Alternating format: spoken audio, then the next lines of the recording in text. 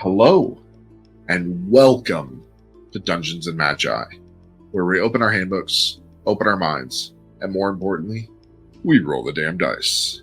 As always, I am your GM Cade, or you may call me the Viking GM.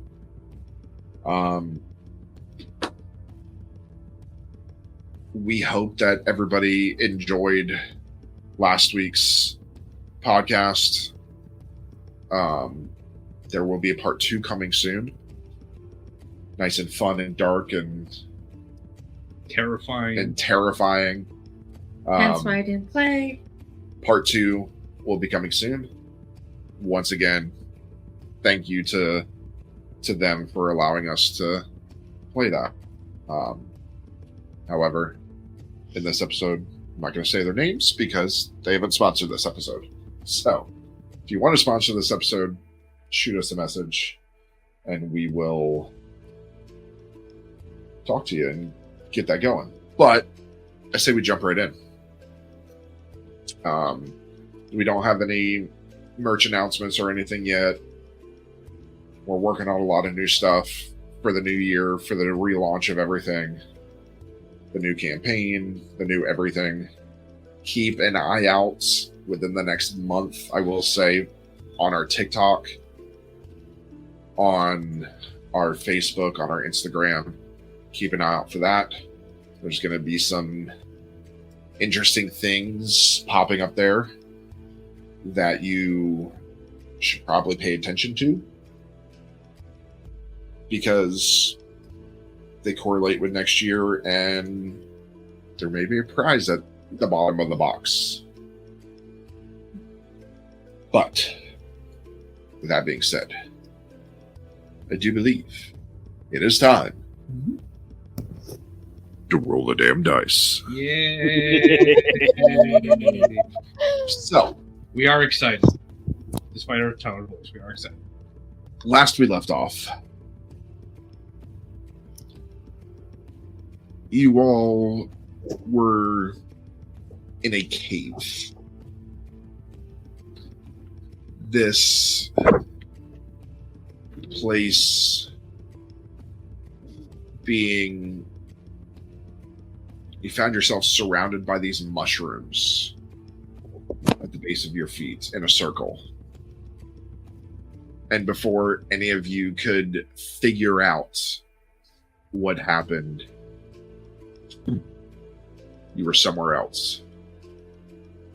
When you woke up to very strange things in twos. You saw animals with multiple heads, a rabbit with 2 tails, a tree that splits in 2. Found no Kale. Calithar's not here. You found yourselves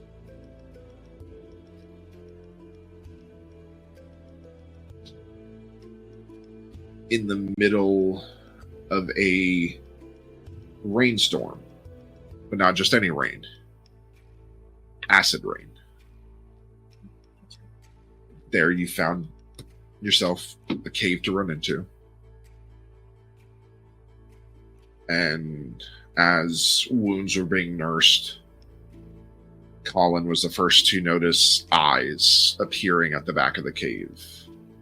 Hundreds. As they flew out, you found what came to be known as fairies, pixies, whatever you want to call them. And they asked your names.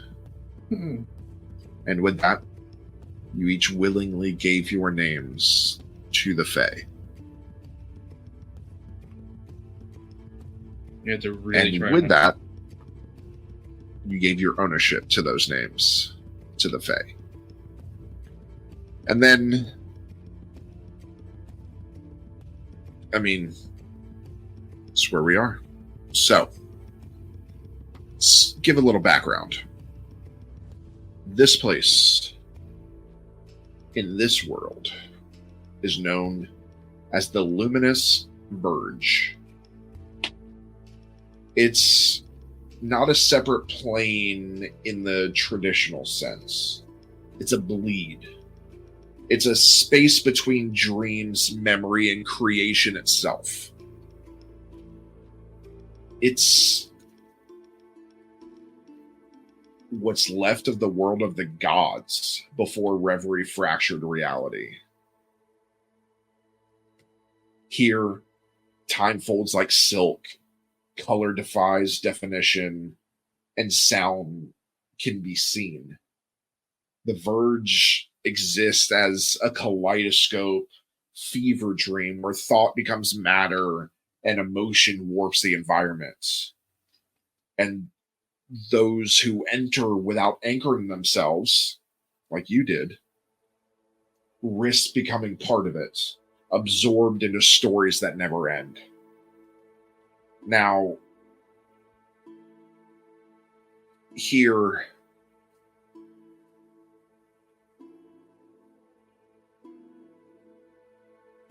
time has no spine. Minutes can stretch into days, or days can collapse into seconds. You can age emotionally, but never age physically. Emotions manifest. Fear darkens the landscape. Joy causes plants to bloom. Anger summons storms of glass. Each strong emotion warps the terrain. Here, language lies. Words don't always mean what they're supposed to, as you found out when the Fae asked for your name. Some of the NPCs, some of these creatures here, speak in metaphors. Reflection here is a revelation. Pools, mirrors, even shadows show truths. Even you hide from yourselves. And this place also remembers. It reacts to those who have forgotten. Pieces of your past lives, dreams, or lost gods bleed into the scenery. Here, skies swirl in liquid fractals, constellations pulsing like heartbeats. Trees hum quietly when approached. Their bark shows faint faces mid-laughter or mid-scream. The air actually tastes of honey and ozone. Very sweet. Shadows have masks. Some whisper in the voices of past creatures.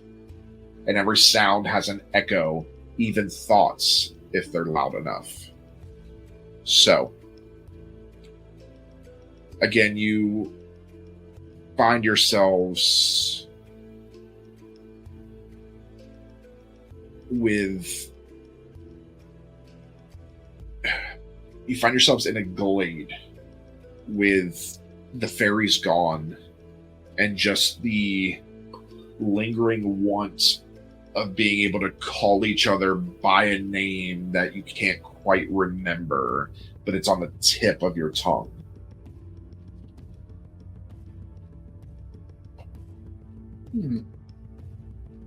Looking around. A bit strange encounter, wouldn't you say, as I look to looking at you can say it out of character. Looking at B. What do you think? You would remember pet names, I will say that. Honey, what would you say? You two remember your pet names. Yeah. You just can't remember the physical name. I don't know. But this is weird. I can't think of your name, and I can't think of their names. What? I don't know what your name is. You don't know my name. Can't think of my own name. Do you know your name? No. What's your name? What is going on? I don't know. I'm looking at Arthur. I know you. You're. I want to say Brad. That sounds right. I think we need to call you Brad. Yes, you're And Brad. you, and I look at Colin, you're Dave? I would think more Dick. Richard. Dick, yes. Yes. Richard does sound right. Make sure you guys are writing these down so you remember what you're going to call each other. Okay. Oh my god, hang on. Yeah, Arthur is Brad. equals Arthur is not Brad. committed to this. He ain't got a Colin choice. is a dick. Colin equals Richard/Dick. Okay, so I have a question. Did we get healed or no? Yes. Okay, cool. Richard was actually out of character. Was actually one of the names of my grandfather. Yeah, I wasn't meaning Richard. I just meant Dick. I said one of them because his first name was John, but for some reason we just everyone called him by his middle name. Okay. Okay, and then... Oh, goodness. I'm looking at V. Obviously, I'm like, damn it! Why? It's just like right there. Z? Alex. Alex. Alex. I guess that's. It would have been even funnier if you gave V the girliest name possible. There's a reason why I did a gender neutral. And Madison. I'm looking at B, and I'm like, Martha, right? No. Is Wait. that out of character? Mary. Both. Mary. No. Like- No. St. Mary? Yes. No. I'm looking at the others. Mary, right? No. You know, I feel... That does sound right. Who am I? I think you're Janice? Janice. Hmm. Yes, Janice. Bing. Yes, it is Janice. I fucking hate you all. I did not partake in this one. Okay. And So- what did we agree to, Bev? Janice. Janice. Janice. No. Arthur is Brad. Colin Is Dick. is Dick. I'm putting Richard. V is Alex. Beatrice is Mary. Fuck y'all. And Bev is Janice. People call me Great. Jan. People call me Jan the Man. Okay. I just thought it was the most. I fucking hate you guys. I didn't do it. Hey, I got stuck with I'm Janice. actually innocent. You know exactly why. Well, no, Sister exactly Mary why. Clarence. Oh, yeah. I know exactly why, but I'm not the one that Wait, suggested. can I just be Shotgun Mary then? Sure. Or Sister Mary Clarence from Sister Act. No. Okay. Whoopi Goldberg You in don't. Sister You Act. can't be Shotgun Mary because you don't have any shotguns. Why Yet. would we forget our names, though? Why did I we don't not know. remember them? No idea. Is the fairy still here? Nope. The only thing you see around you is a path. So you're in this glade. Mm-hmm. You see a path that leads out of the glade. And that is it. It's a singular path. The rest of it, the trees are kind of dense. Almost like it's taking you in this direction. Okay. And I will say, for your mind, as you travel through this, think of this place kind of like a mix of Alice in Wonderland meets, if you guys have ever played Elden Ring, the Shadow of Erdtree. Oh! Kind of the mix of those two. Oh! Okay.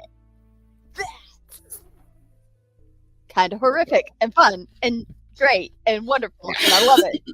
Kind of wacko. Okay. We must have been walking on this path.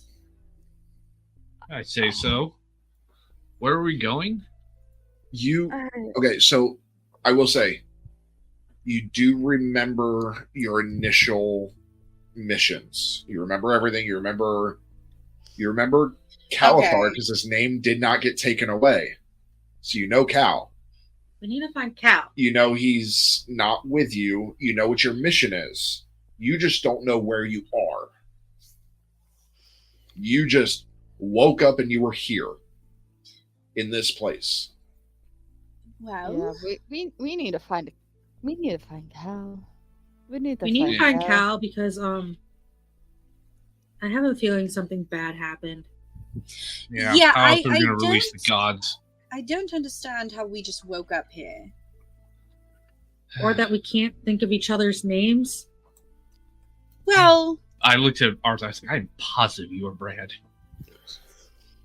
I don't know. Mary just feels right. I think you're on something, but it'll work for now because I can't remember my name. Well, I guess there's only one way to go. Yeah. Why did I have a feeling this is going to be very bad wherever we end up? Doesn't every place end up somehow bad? Probably will. You All right, know, let's go.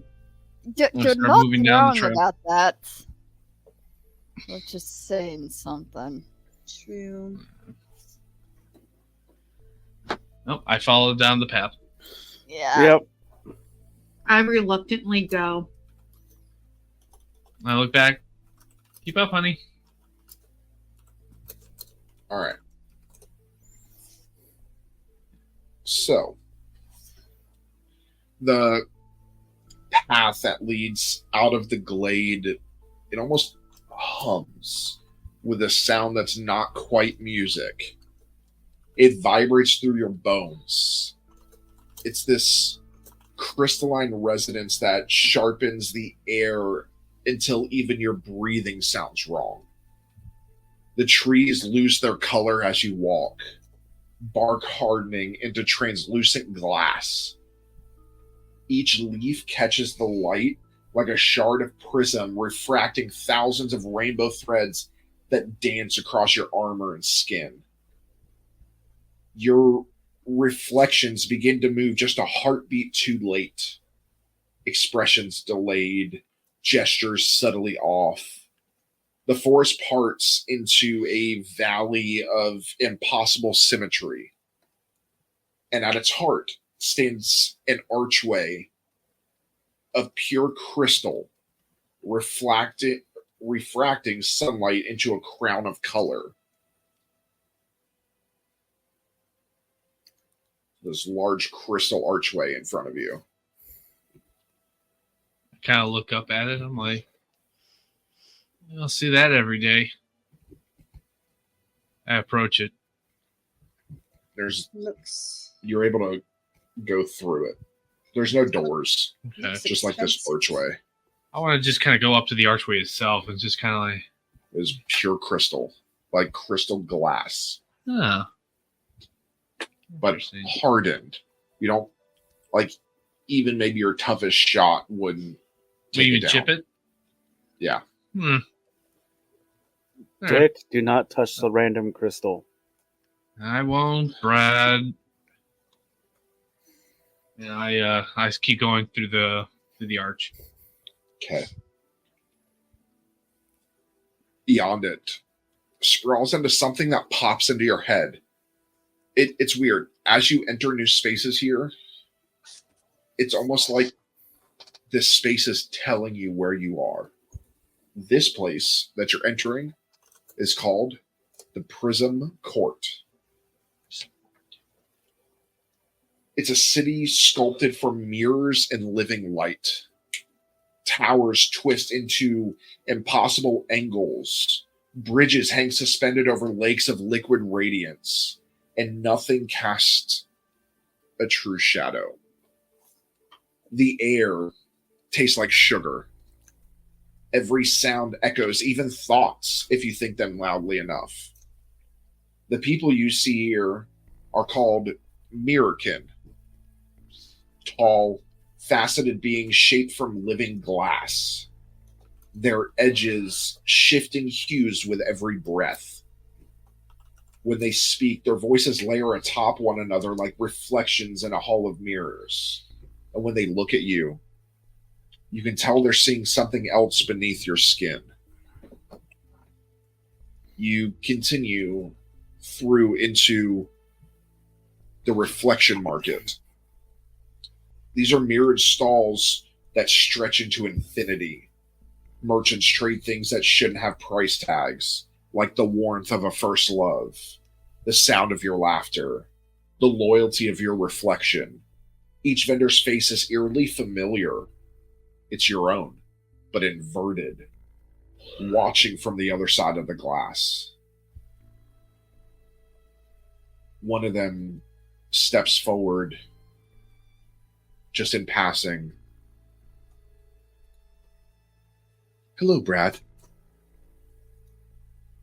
Insisting you've met before in a future that hasn't happened yet. As you continue farther inside lies the courtyard of Convergence, where mirrored pillars reflect endless versions of yourself. One image smiles when you frown. Another bleeds where you stand whole. Monks carved from pure diamond tend to the reflections, whispering, "Every possibility is true somewhere." Their words linger in the air like mist. Then one of your reflections moves on its own.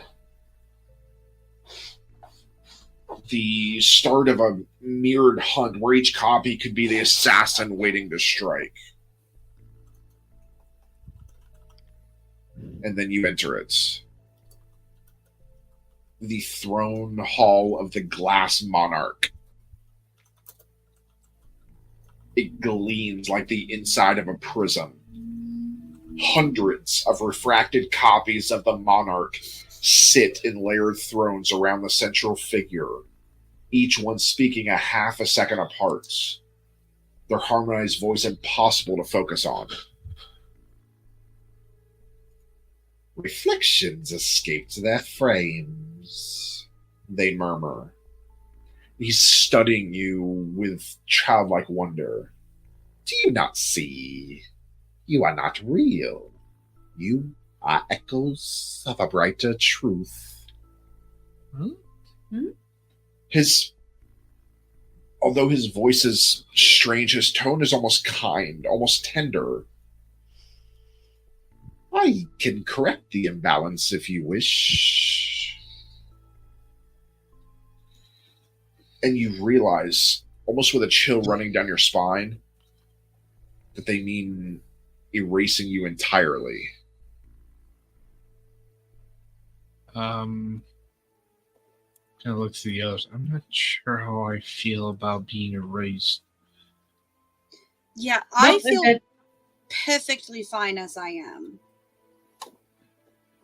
Yeah, we got our saint here, so I think we'll be good. So he says, "You are the fractured, the ones who cast echoes but do not belong to light. Tell me, when your reflection moves, which of you is real?" And you see, as he smiles, every version of your reflection smiles back at you. I don't like it here. It's definitely creepy. I kind of look up to him. I'm like, "What do you mean we're echoes? We're real." As I'm like patting myself to make sure that I'm actually feeling what I'm feeling. And I said, I'm Richard? No, you're So Dick. you're a dick. Dick is short for Richard. As I You're say to the Hey book. Dick.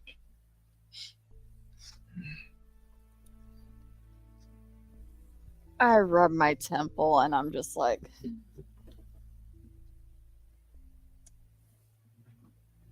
does it matter which one is real as long as we all think we are? So the monarch he tilts his head, and the mirrored version of them tilt in perfect unison. Light refracts through their bodies, splitting their face into 1,000 overlapping expressions. Real. A charming word. In the Verge, we no longer measure real. We measure reflection. And their hand lifts, fingers spreading into a fan of prismatic light. In that light, you see your own images, hundreds of you, each slightly different. One wounded, one smiling, one weeping, one staring back with a look you don't recognize at all. When your names were taken, you shed your anchors. The world above knows you no longer. Without a name, you are echoes, reverberations of those who once were. You feel the shape of a self, but it is hollow, like sound bouncing from wall to wall. You are the memory of being real, and memories always fade. What do you mean our names were taken? Oh, do you not remember the tiny little flying things that you met at the beginning, the fairies? Yeah. What did they do to us? Did they not ask what your name was? Did they not tell you, can I have your name? You remember it. We're from that. Just means it's an introduction. We didn't give them our name like it's coin to be given. Yeah, why would they ask? Yes, you did here. Okay, why weren't we told that? That seems like a really misleading and malicious thing to do to newcomers to your realm. And more importantly, why do they want our our realm knows? Clearly, not everyone. We're not We were his realm. abducted. And you are not here of your own free will. Yeah, we were abducted. Yeah, I was From our sleeping and I woke up here. We're also missing our friend. I do not know anything about that. Okay, well, Your Majesty, can we please have our names returned to us? Oh, I'm not a fairy. I have no control over those. Well, we ask you if you could tell us where they are so that we may retrieve our names.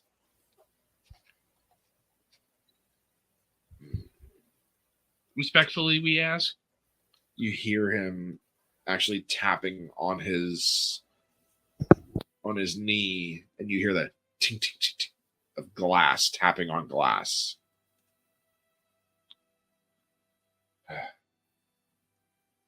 They all pause, him and all of his reflections.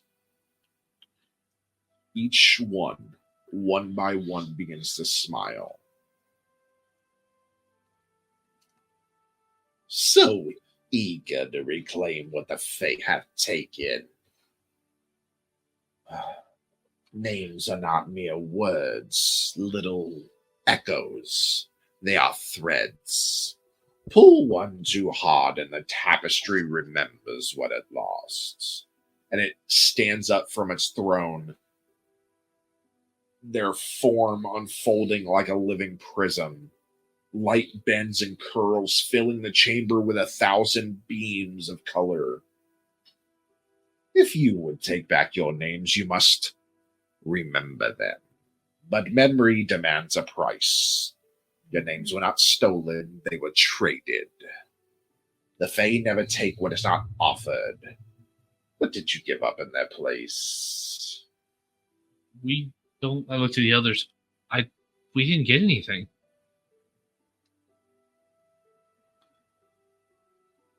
Not that I know of. Not that I'm aware of. The only thing that did happen is we got clothes. I need everyone. Actually, we'll do this one by one. Colin Mm-hmm. / Dick. Roll me. I will let you choose either aptitude or resolve. So this is 3d6. Yes.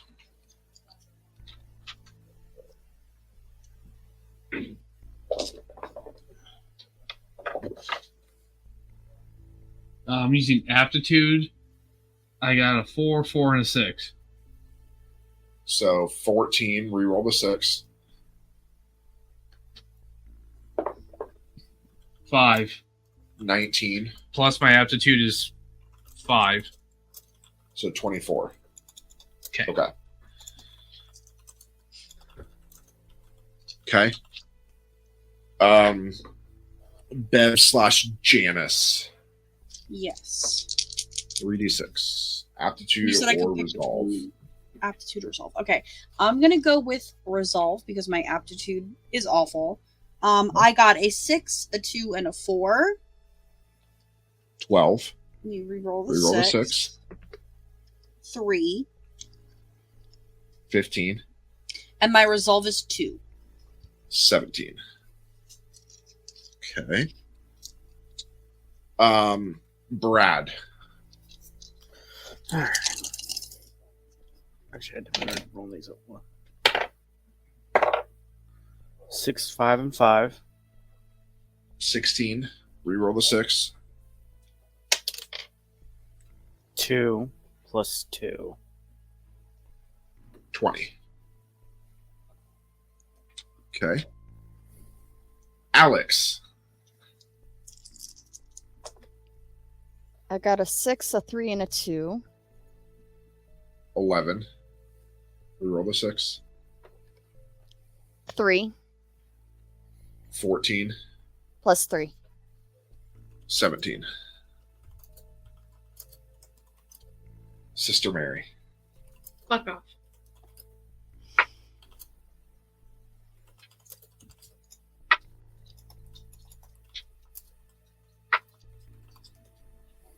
Four, 4, and 3.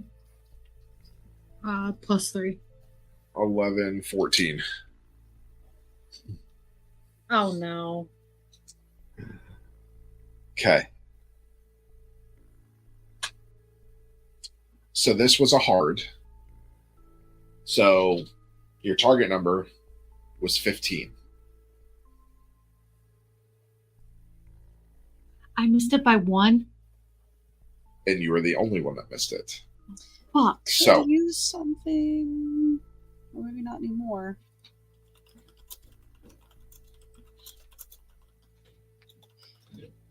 It's too late to spend a token.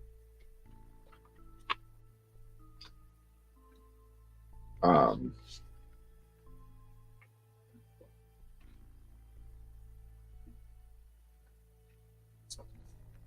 It's too late to spend a token because you already told us. Isn't it? I will allow a reroll of 1. But that's 1 luck point. If you would have had a +1 to your roll, you could have used it, but you have to use those before the roll. But I'll allow a reroll of 1 dice. So I'll you try. keep the other 2 the same. So 4 and 3. Or I'll keep the 4 and 4. That's an 8. I'll reroll the 3. 5 Okay, that's 13. plus 3. 16. The target number was 17. I'm kidding.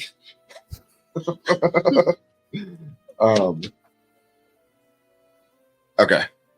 So, with this, you hear in your head, say it. Say who you were.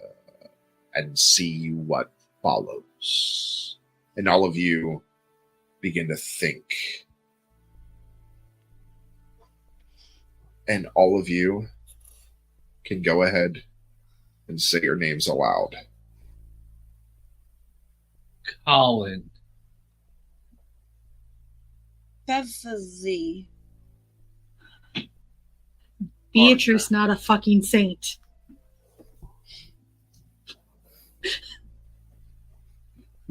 V. Oh, I had said mine. Okay. As you say it, all of these reflections blur together, and the sound physically warps the chamber, reality groaning as it tries to remember you. And your reflections crawl out of the mirror and grab your hands and breathe your names back into you like smoke. What the hell? B. Are you okay? This is so fucking weird. Oh, this is a headache. So, we are not giving our names to anyone else here. Anybody tries to talk to us, just be a dick to them. I think I'm going to give them the silent treatment. I don't think we I'm can never do speaking that. my name out loud again.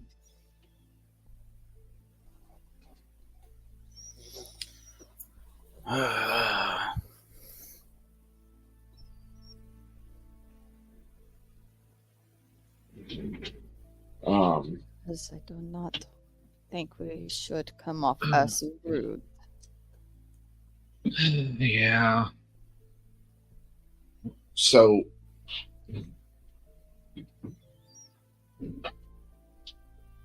the instant you speak your names, the world stops breathing. Color collapses inward. Sound folds in on itself. And the prism court shatters like glass struck by a bell. The light doesn't fade, it almost melts. You feel yourself falling through a spectrum that isn't made of color but of memory. Voices drag across your skin, your own, overlapping, whispering old secrets you've never said aloud. You taste copper and honey. The floor is gone. The ceiling is a heartbeat. You hit something soft. Maybe air, maybe silk. The sky has teeth. The stars move like fish beneath water made of smoke. When you look down, the ground is an ocean, but your feet don't sink. You can see your reflections below you, except they're walking in different directions, whispering things just out of sync. Everything smells of lavender and lightning. Every sound trails color. Each breath leaves a line of glowing script that curls upward and vanishes before you can read it. You blink, and the landscape rearranges itself. Trees are upside down, roots dripping with ink. Rivers flow into the sky and burst into constellations. A door hangs in the air, slowly rotating, whispering to be opened. You hear laughter. Familiar, distant, maybe your own. When you speak, your voice comes out as light. It spills from your mouth and floats away like fireflies. Then, a child's voice echoes across the horizon. Huh. You remembered your names. So now, the world remembers you. You. The sky ripples like fabric, and you see faces hidden in the clouds. The monarch's reflections, smiling, weeping, breaking apart. The voice speaks again, nearer this time, right behind your ear. but names are anchors, and anchors sink. Let's see how deep you go. The ground collapses into liquid light, and you fall again. No gravity, no up or down, just endless motion through spinning geometry and fractured stars. You see fragments of places you've never been. The Ember Forge, Dracoria, the Halls of Gods asleep in stone. All turning like pages in a book rewritten as you fall through it. The light stretches into white. The last thing you feel is weightlessness. And the sense that something vast and old is watching you through your own eyes. Then silence. Do we see each other? You don't see anything. It's just pure white.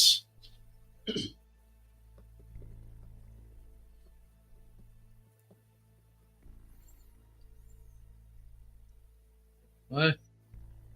What's going on? V? V? Arthur!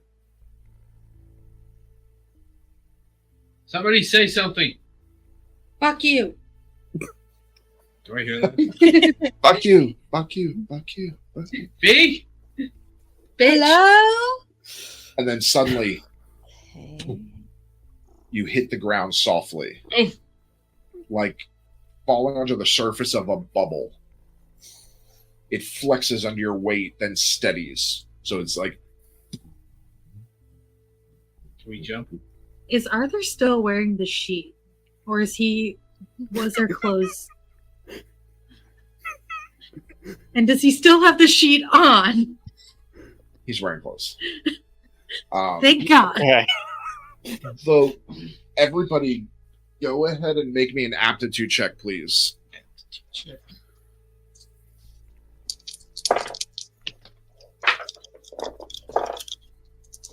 Fuck. Okay. Oh, well, this is not going to end Colin, well. Dick, 4, 6, and 1. 11. Reroll the 6.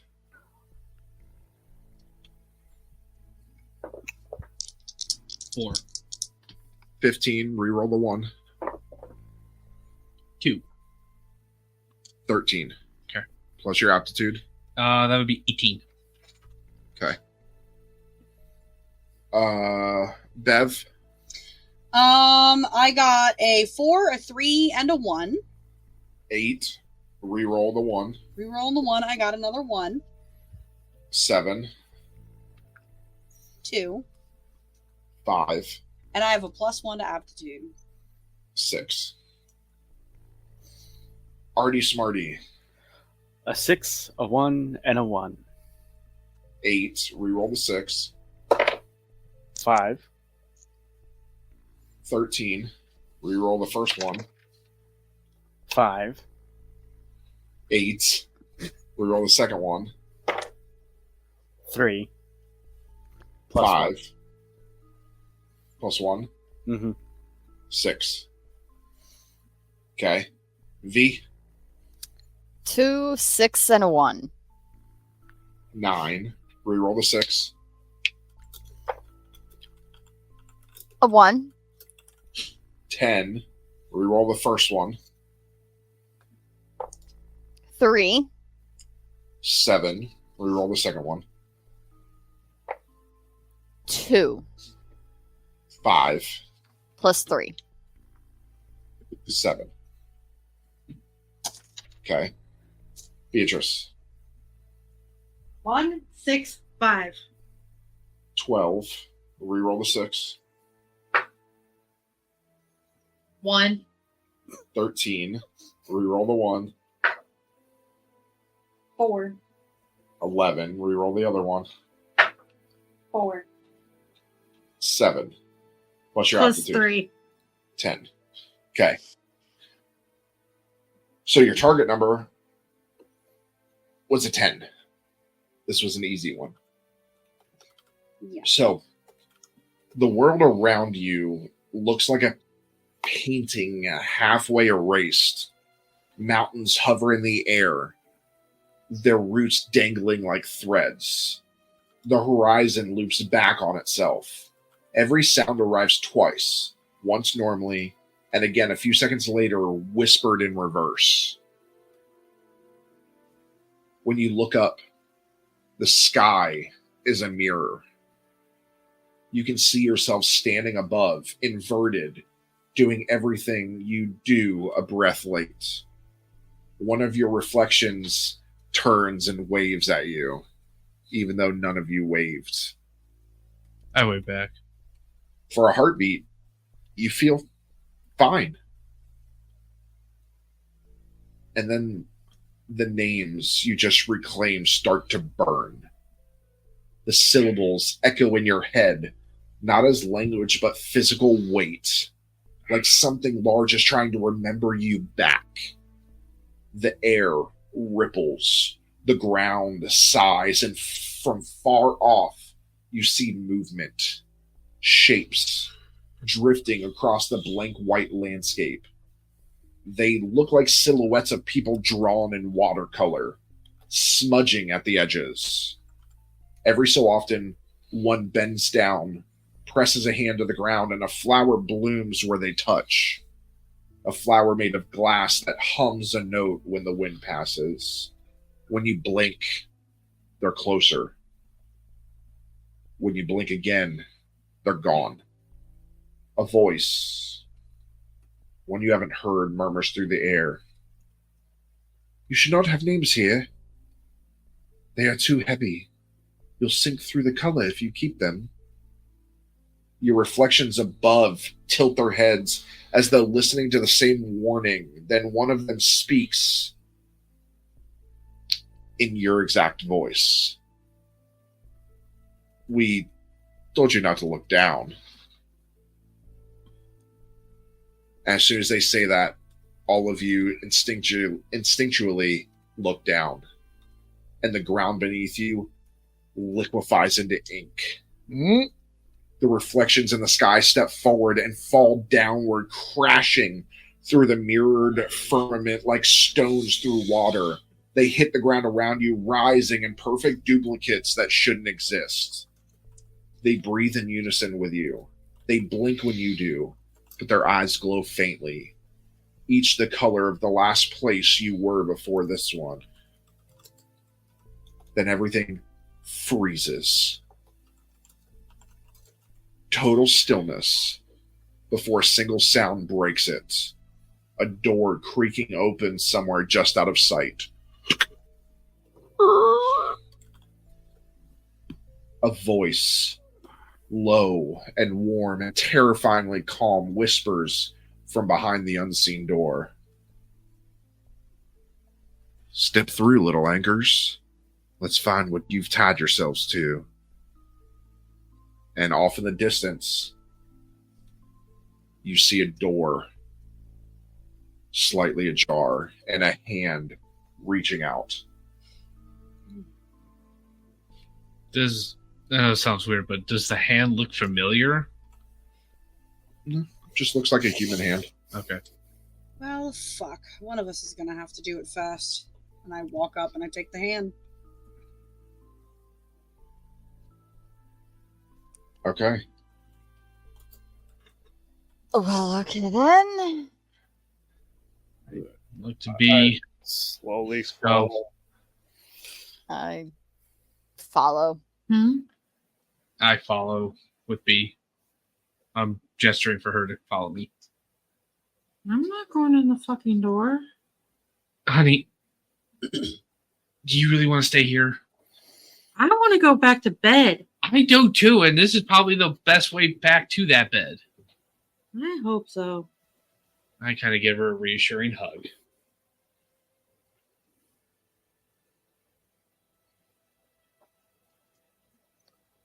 All right. So everybody goes through the door. Yeah. Yep. Mm-hmm. Okay. So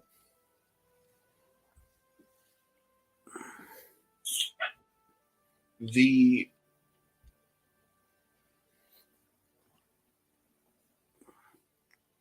The door pulls you forward, not through space, but through concept. The air flattens, the fall stops. Suddenly you're standing on polished marble that hums faintly underfoot. The world has gone still again, and the silence feels polite. As you look around, row of arches stretch into infinity, each leading to doors of different sizes and shapes, some made of wood, some made of bone, some shimmering like bubbles. Golden filaments of light run between them like threads of a vast loom, connecting door to door, hall to hall. Above, the ceiling is a dome of soft white fog shot through with drifting symbols that occasionally rearrange themselves into words you almost understand. To your left, a man in an immaculate suit writes in a ledger with a quill that never touches the page. To your right, a woman made of smoke stamps papers that disintegrate the moment she touches them. Neither of them seem to notice you. At the center of the hall stands a long counter carved from alabaster. Behind it, several figures, not angels, not fae, not quite people. Their features shift constantly, like faces drawn in sand just before a wave erases them. Each wears a pair of delicate spectacles and speaks in perfect unison, though none of their mouths move. Welcome to the Registry of the Departed. You are early.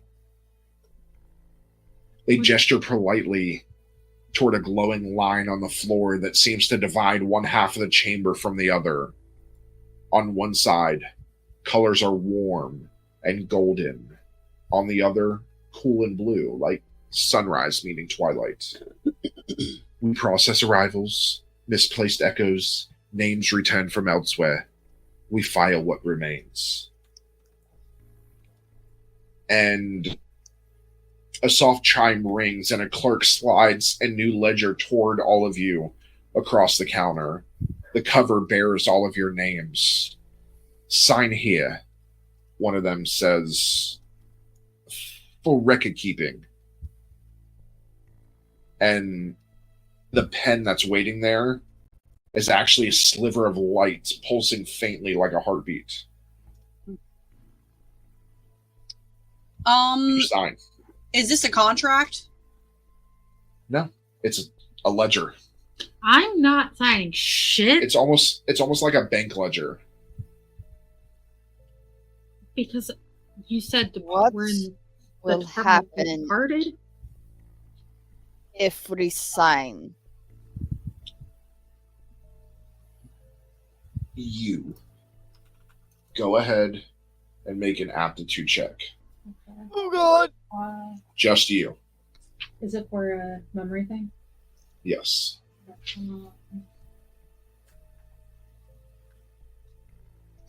I will say, this is going to be very hard.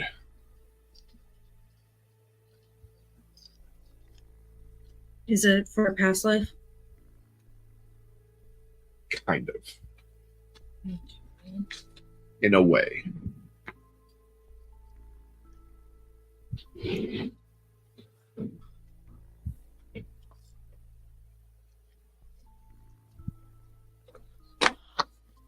Because I could use Memory Spark, which is a glimpse of a past life, and gain advantage on a resolve or a finesse check, but you said it was aptitude, right? Correct. Okay, so I don't have anything that would help with that. Alright. Keep in mind, you have luck points. You also have momentum. That adds a +2 to rolls or gives you an edge, but everybody has to agree. I'll see what I get first, and then... If it's the +2 to rolls, you have to choose first. We have plenty of them, I think. We got That's a 7. lot. Yeah. Go and use one, I say. Yeah, go ahead and use our momentum. So we have Everybody like at agree? least 7 of them, Mhm. right? Yeah. Yeah.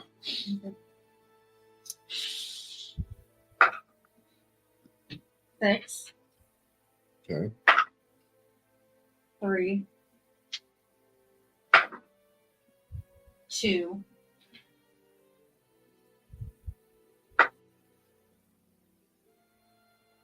3.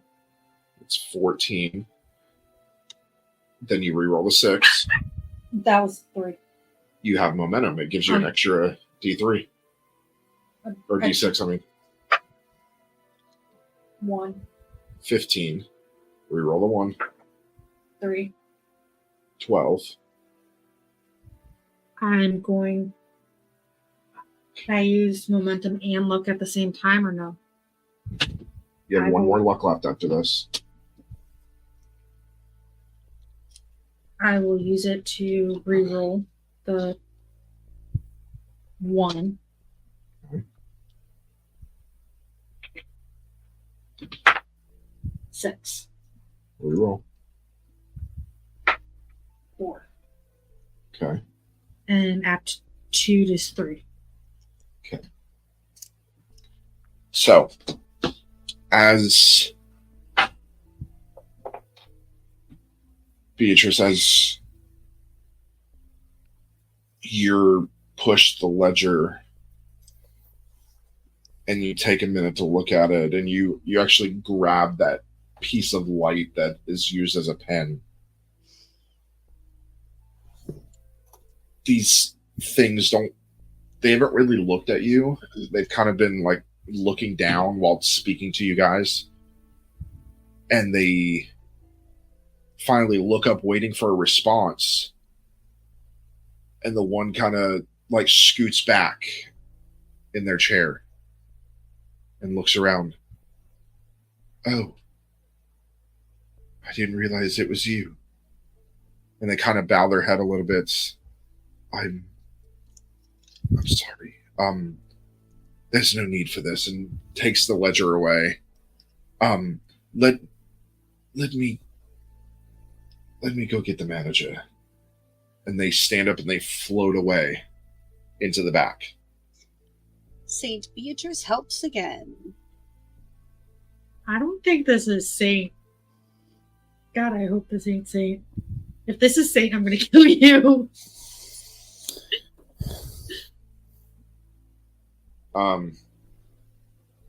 5 minutes-ish. Hard to tell in this place.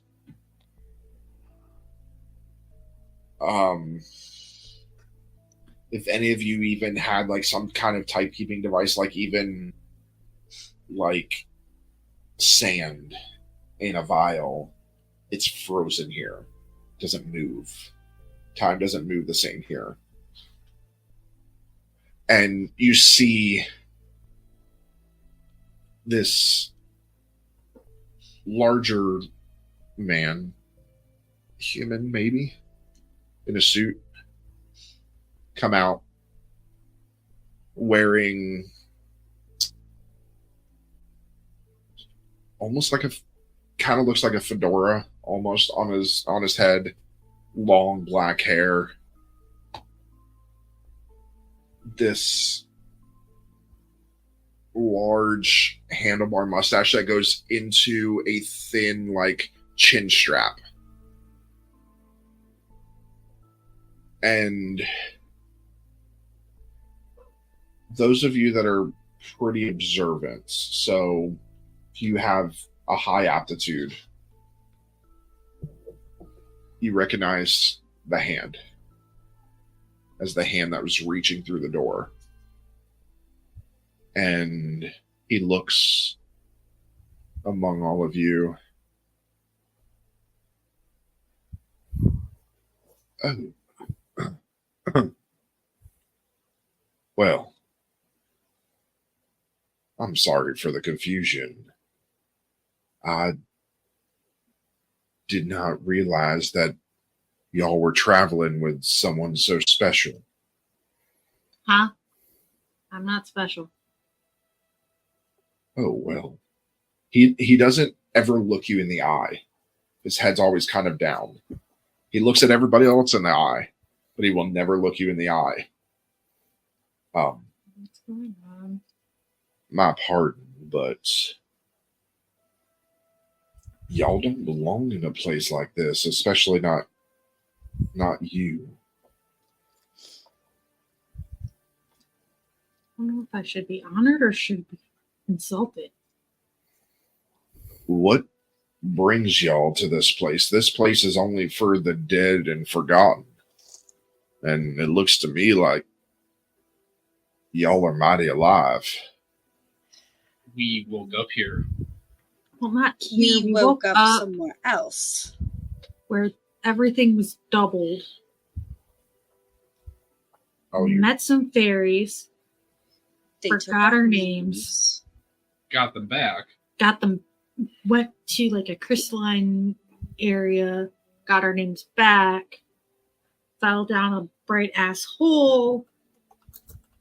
And ended up here. And we're still looking for our friend. After we were abducted from our beds. y'all mean you were in the Verge? The Luminous Verge. Yeah. Yes. Yeah. The place is wackadoodle. It's the understatement of the century. I don't know how y'all got here, but y'all surely don't belong, especially you. And he kind of like looks up for a second, but still doesn't make eye contact and puts his head down. I can try and get things sorted out if y'all want to wait for a minute. I got a VIP room y'all can kind of sit in and wait. It's been so long since I've been to a VIP room. What do you mean? Special. You know, Obviously I don't, and why aren't you looking me in the eye like you do everybody else? Beatrice, you're clearly different.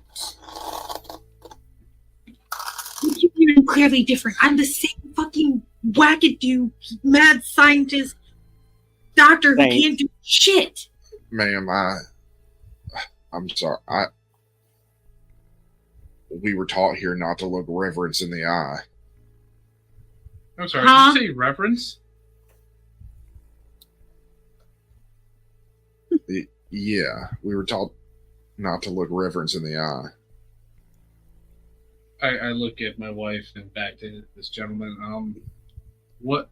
I know why I reverence my wife. Please tell me that the why do fucking you joke. Revere. revered? Yeah, sorry. I know why I revere my wife. Please tell What's me your the. reason? Please tell me the offhanded joke that Wait, someone. She's your wife. Yes. Oh. Oh. Arthur, I'm going to kill you. You need me too much right now. Maybe later. No, I really don't right now. Do you? None Please of y'all tell me. know who she is? She's. I mean, I look at the guy.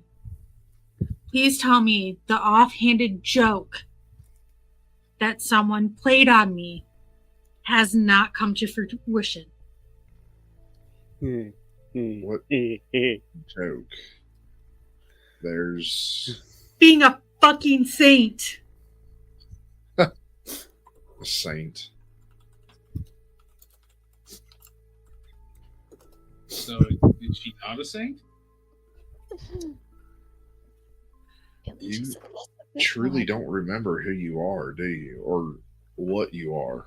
All I know is a fucking asshole god decided to play fuck games with my life and had me relive my life like 6 or 7 times by restarting it.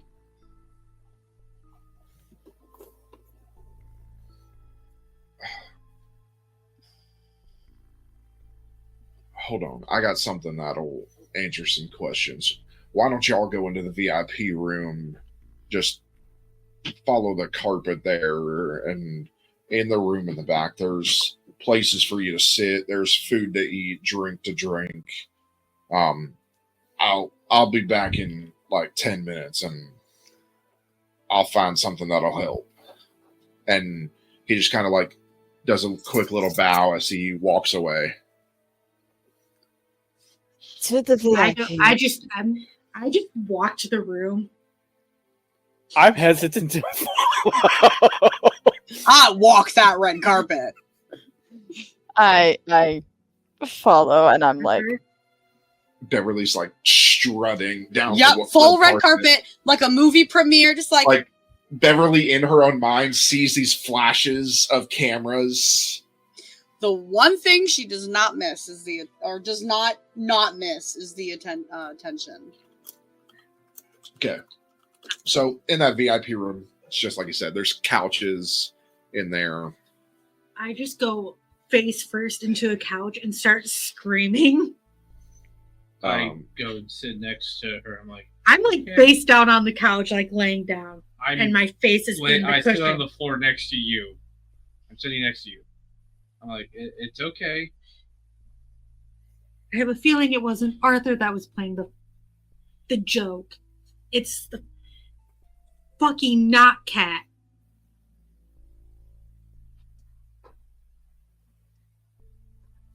So As it's coming out muffled because I'm keeping my face in the cushion. a lot of you guys hear.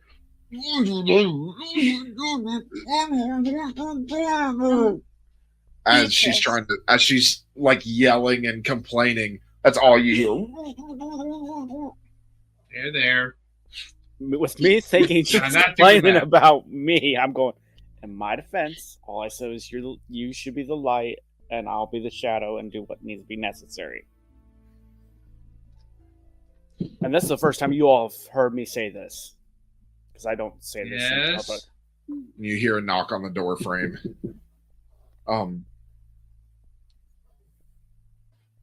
Here.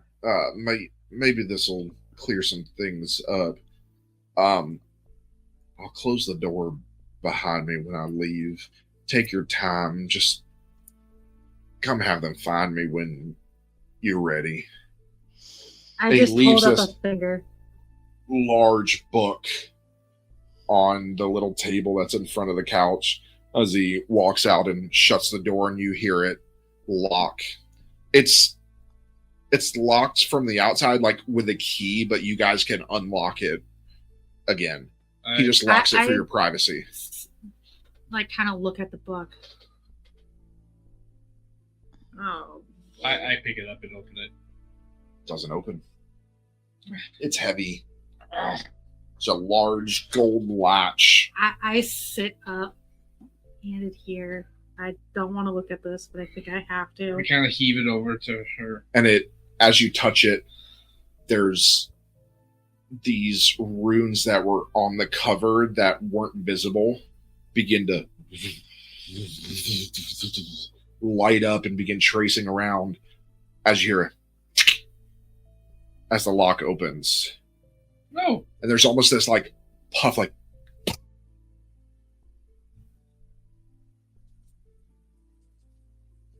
I hesitate to actually open the book. Okay. No, what's it say? I'm scared. It'll be fine. It's the truth you're already living, whether you know about it or not.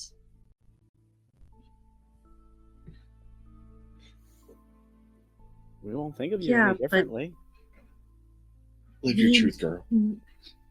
Is this a good thing for me to remember, or is it going to cause me to go even more crazy than I already am going? I mean, to be Um, fair, we apparently are in a place of death where we are not supposed to be. You're not And the we only still one can't find Kim. going crazy. Just remember, you do have your husband and your two friends here, Bev and V, to support you. Arthur, you're so lucky I'm not cooking your ass right now with Starlight. Yes, I'm very much aware.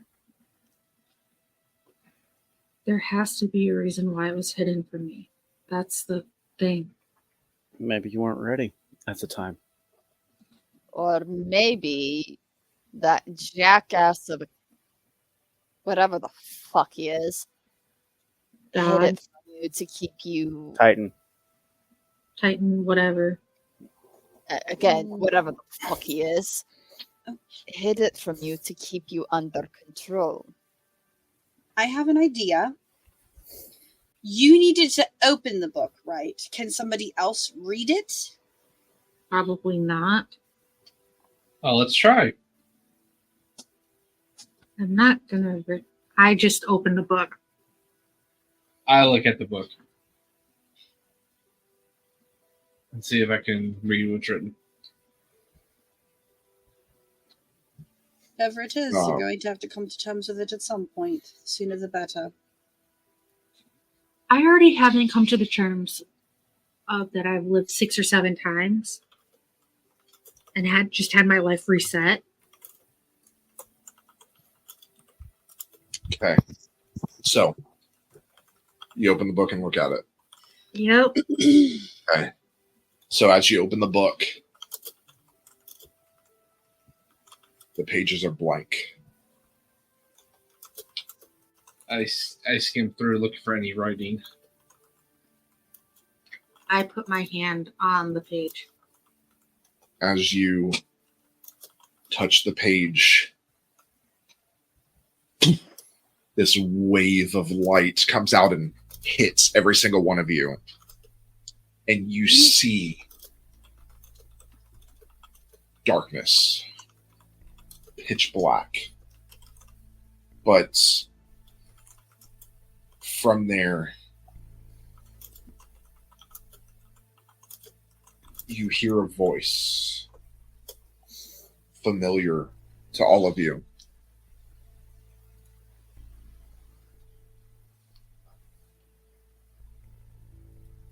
Awaken. And you begin seeing the world of Elyndor being created. Oceans being formed, continents landing and shifting, animals being created from nothing, plants and flowers blooming out of the earth, water shifting, water flies up into what becomes the sky, forming clouds and rain. And the vision shifts to this hand out in the darkness.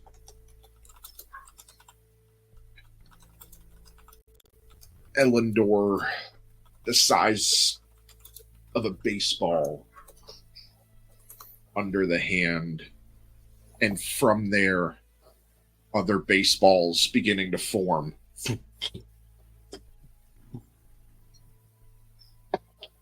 And as your vision turns from that hand, you see a face, young,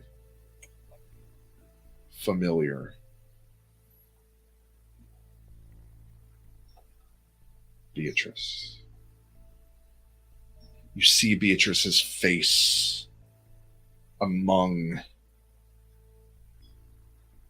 this body, connected to this body, and it all rushes back to you.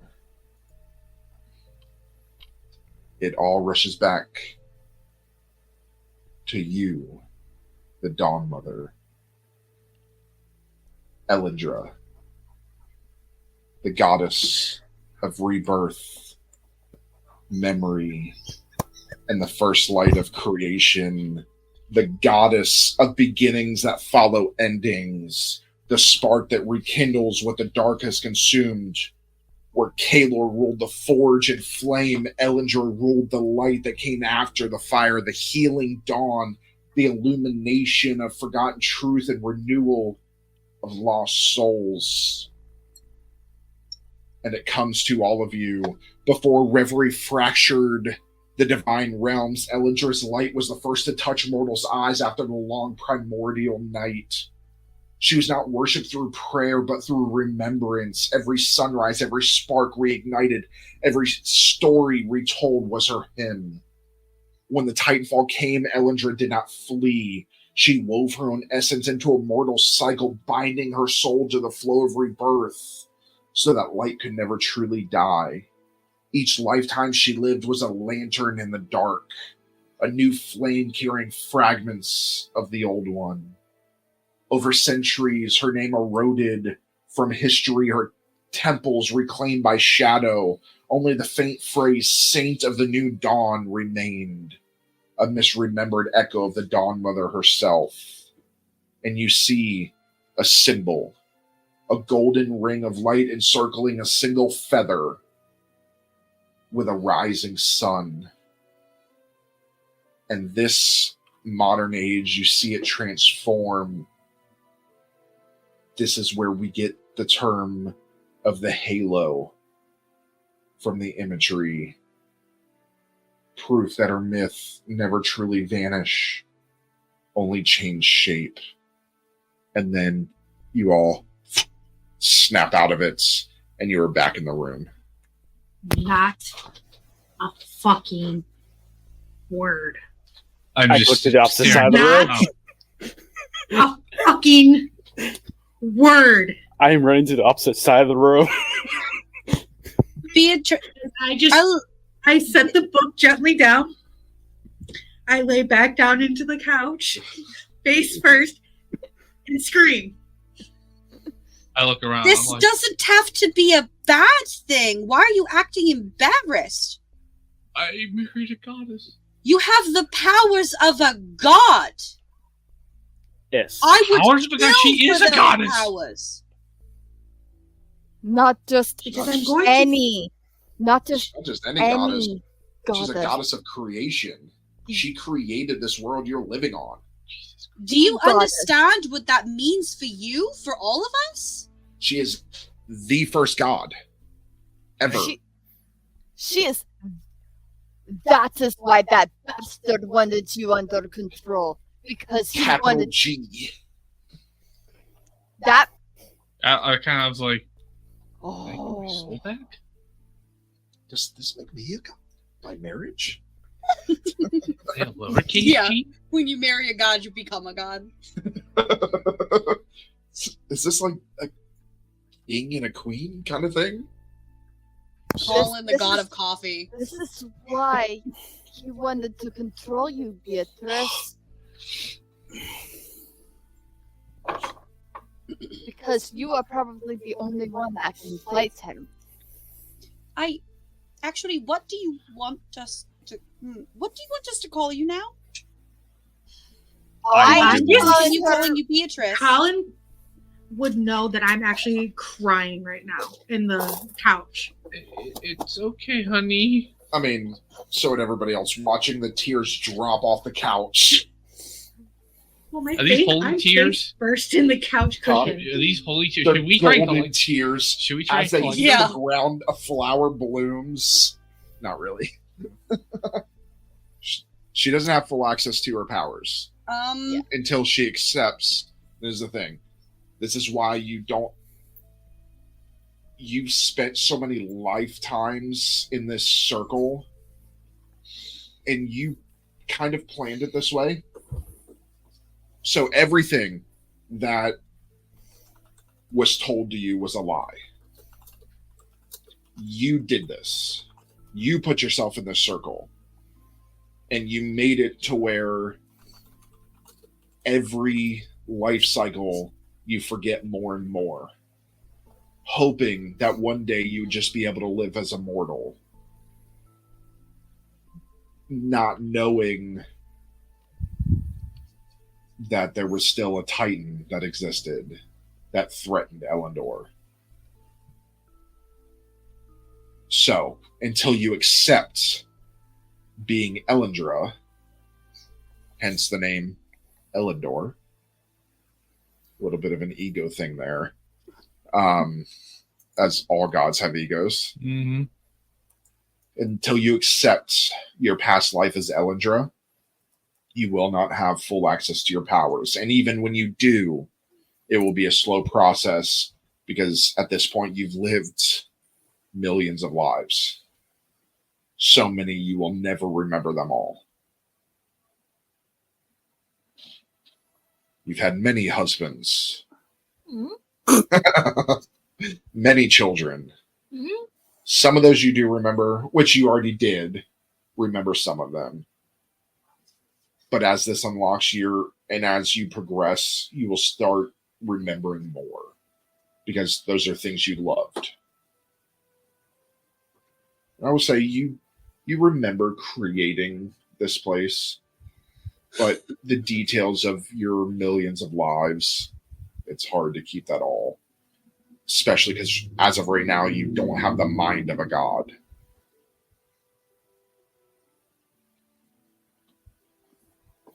Chris, I just pick up my head a little bit so then everybody can hear me. Just give me a minute as I bury my head back, like kind of like this in the cushion.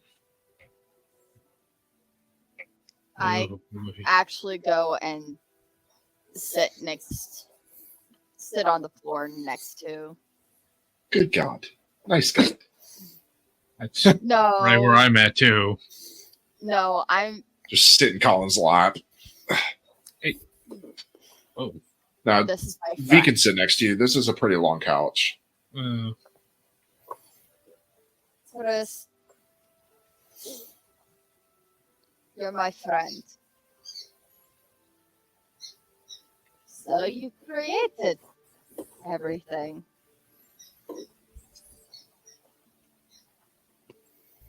Gotta get my head around that one.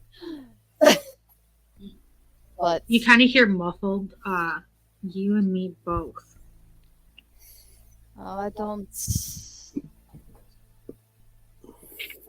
blame you. But the way I see it, you're kind of needed. We're trying to rebuild your world. And where to say that? Would I know the reason why I gave up everything? Yeah, to not die. It was right before the shattering that when the Titans were killing the gods and the gods were killing the Titans, you hid. Out of self-preservation. You were also afraid that if you died, the world would die. And you loved your precious creations too much to let them die. I did this. So I did this to myself.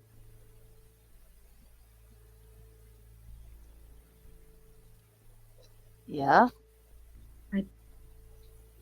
Didn't want Elyndor to die. I don't know how to fight back. Because if I die, I don't know if Elyndor will die. Sounds to me like you kinda ensure that you won't stay dead.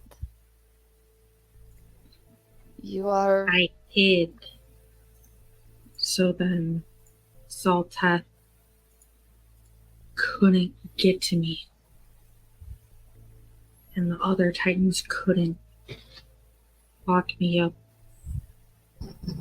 or kill me. Self-preservation. Nothing wrong with that. Not only the self, the entire world, everything on it. Exactly. You weren't just protecting yourself, you were protecting Elyndor.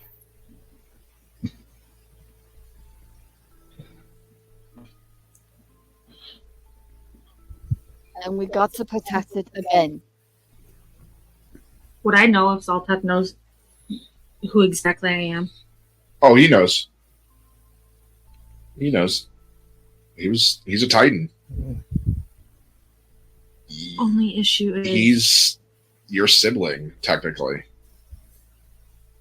Zolteth knows exactly who I am. Which is probably why he was trying to keep you controlled. But Damn. now that I broke out of his control, Damn cat. he's not a cat. He's a pussy. They're not a cat. As far as I'm concerned, he's a cat. Stupid cat. Meow. What was that? You're in your head.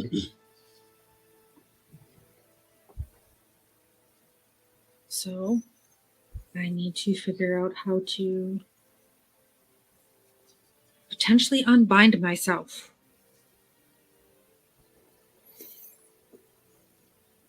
Which is going to be hard because I just want to be normal.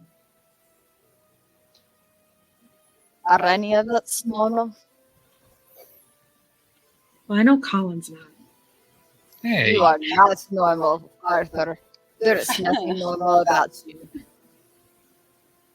Well, I look at Arthur. Just say it. you are who you are. I don't care what you are. I said you are the light of this group, and I'll be the shadow. Goddess or not, human or not, don't give a fuck.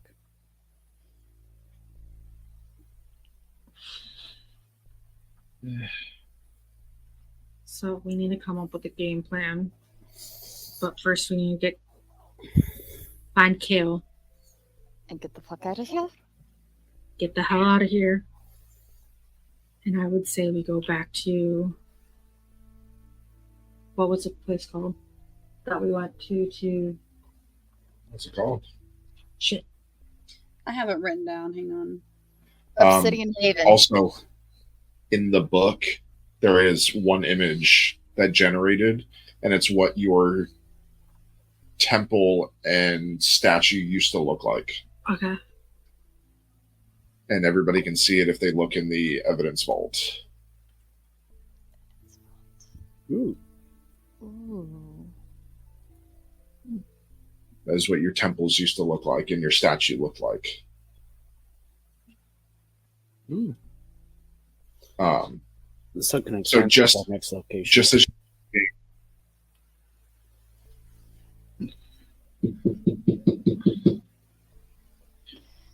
Yes. and the door unlocks and opens, and you hear, "Oh, I found you." And it's Calathar. And that is where we're going to take our break. So, we'll be right back. Please don't go anywhere. All right, we're back.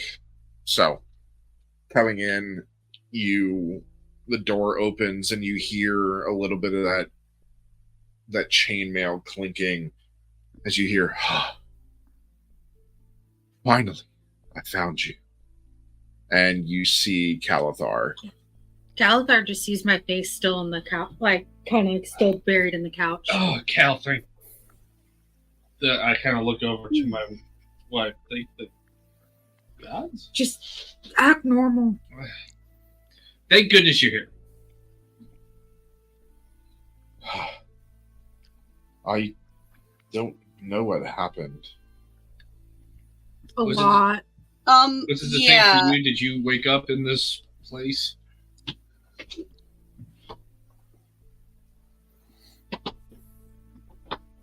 No.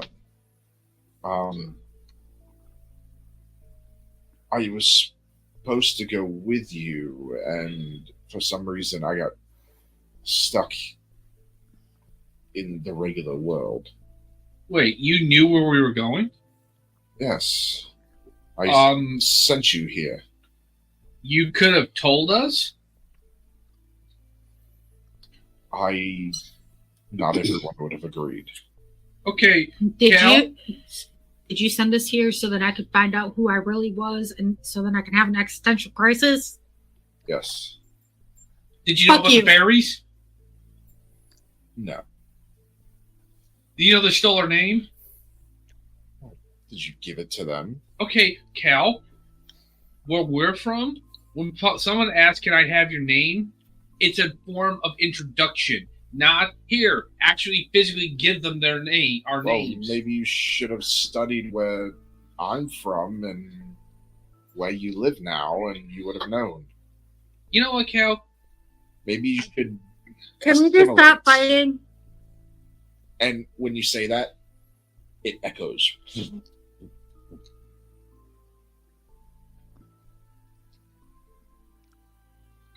What just happened? I don't know. I was arguing with Cal, and now we're not. Cal, Well, I'd like to think you're starting to come into your god powers. That was the whole point of this. You needed to see what I saw.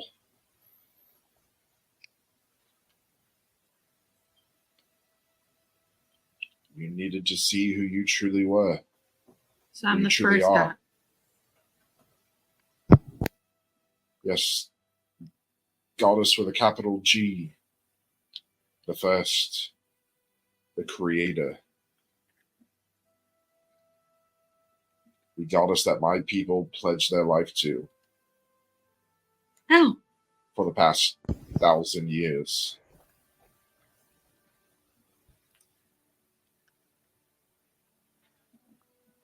you could have warned me. Could have warned all of us. You're not the one that's having an existential crisis And I of need not no knowing warning. who they are. To be fair, if I would have said you need to go see who you really are and go to a magical realm that has crazy things that happen, would you have said yes? Fair point. Put it like that. And are we not racing against the clock to free gods and stop titans? At least you could have warned Yes. about the fairies.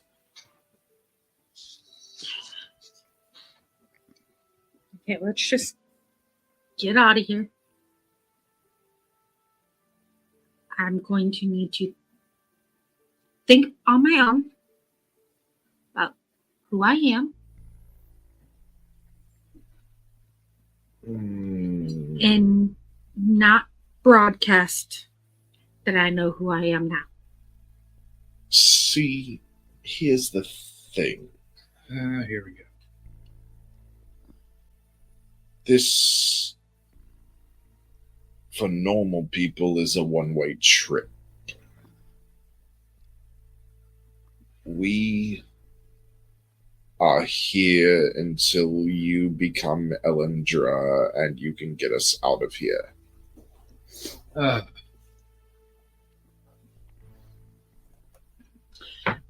Kind of plant my face.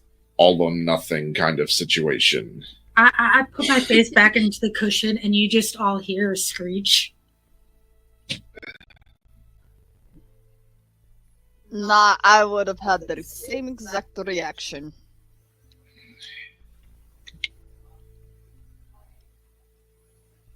So,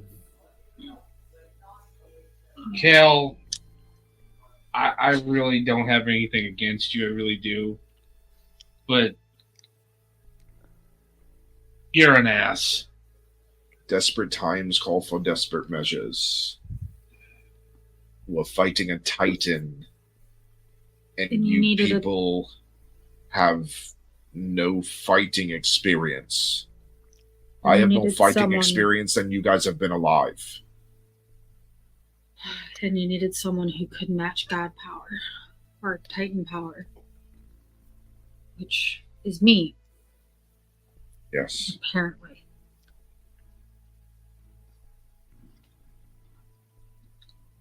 Until you can accept that you are Elyndor,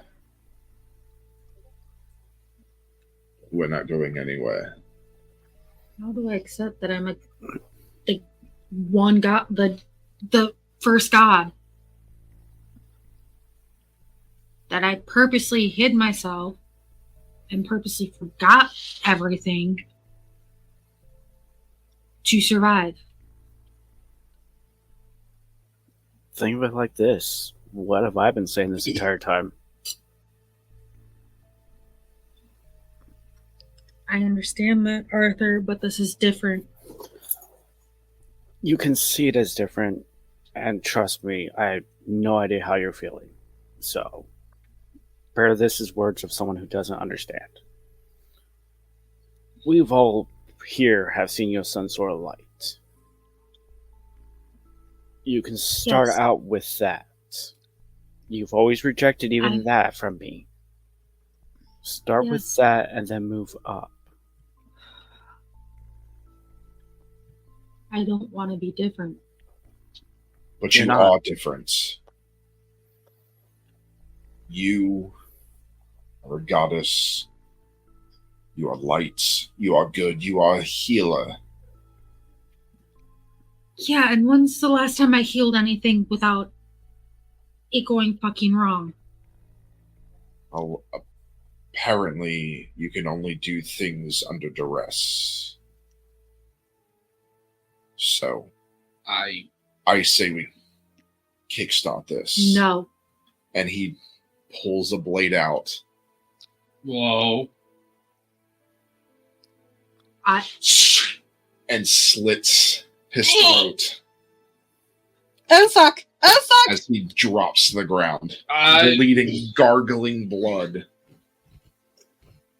Did we fail to remember that I'm don't like blood?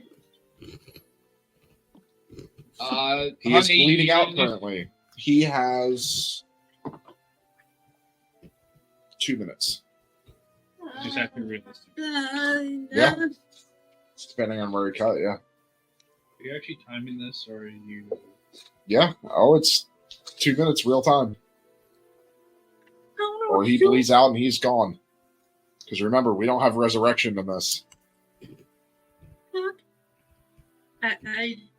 I panic and I just go up and I don't even know what the fuck I'm doing and I just put my hands on his neck.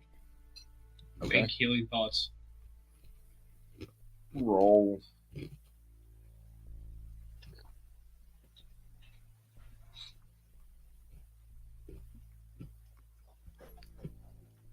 Finesse. Oh, you mean the one that I suck at? 1? 1? Oh, fuck. 4. 6. 4. 2. 3.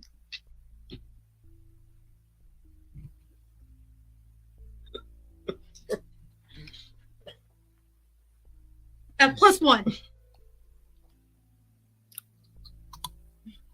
So 4. And the blood doesn't bother you as much at this point, but it is pulsing in between your fingers as you can't get anything. You're panicking. You're beginning to sweat. I go you're up to beginning B and I'm like, panic. honey. I'm sorry this is happening to you so fastly. You need to focus. You are a goddess. You are everything that I have always thought you to be. All right? You can heal him. I give her a big kiss, and I'm like, Make a guile check. guile check. Jesus. You were trying to motivate her. You just both. No.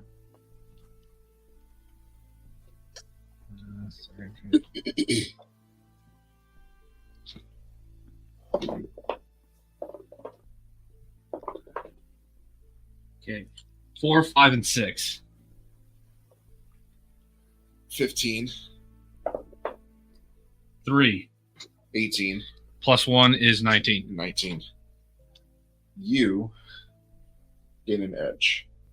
So that's 46. That is 46 plus your 5s and 6s explode. Okay. This is the last chance. He's about to bleed out. 6, Okay. 2, 4, 1. 13, I reroll the 1. 3. 10, I rolled a 6. 6. 16, 2. 18, Plus plus 1. finesse, 19. Panicking. And through this blood that's basically like squirting between your fingers from his heart pulsing, and you can hear the of him choking on his own blood. A light begins to shine in your palms through the crimson blood as the blood leaves your hands and goes back into his body. All the blood that is pooling around his neck travels up his neck and into the wound as the wound closes and seals perfectly. Not even a scar, not one trace of blood anywhere. Oh, thank yeah. My hands are still on his neck. And he opens his eyes, he looks at you, and he just smirks. I just kind of sit, like, fall back on my ass. Oh, I would have There's strangled no him. blood. There's not even blood on your hands. If you weren't my king, I would kick your ass for doing that to us. As I slap Cal across the face. I would have strangled him when you had your hands on his neck. Ah, it worked, didn't it? What the fuck was that? That was God healing. Okay, let's not do that again. I guess I'm kidding. You mean like this? Reaches over to Colin. Well, that one we can fail. Thought you were going to do it to me at first. No, that almost ended really badly. Well, I wouldn't have had to travel far. Would have been right here. And then what would be the fate of the kingdom stuck in our hands? Well, you have a goddess to lead you. I'm just The- shitting on the And ground with my I'm- head in my hands. I'm like, The only goddess in known existence. To be honest, I know the nature is to want to keep this quiet, but think I have to let it out, don't I? not just for you, but The kingdom. think of the power that gods have. Where does it come from? Revelry. The more people that believe in you, the more power you gain, the more powerful you become. If you have an entire world, not just a realm, an entire world that believes in you, the creator of the universe, the creator of Elyndor, the namesake of Elyndor herself. Imagine the power you will have. You could look at that thing and snap your fingers and he would disappear. from existence. But it also means you guys have a bigger target on your back. That does not matter. So Really? we were already targeted by this Titan. We need to launch a crusade. I look at him. I'm like, I mean, think about it. yeah. It's I'm like, come again? a crusade in the name of Elyndor. I'm not saying we go kill everyone. Of course, that would be stupid. That would be pointless. Might as well stay like we are. But if we make a holy crusade in the name of Elyndor, traveling from town to town, continent to continent, saying the name of Elyndor, she will appear everywhere. I fucking hate you I right had now. to.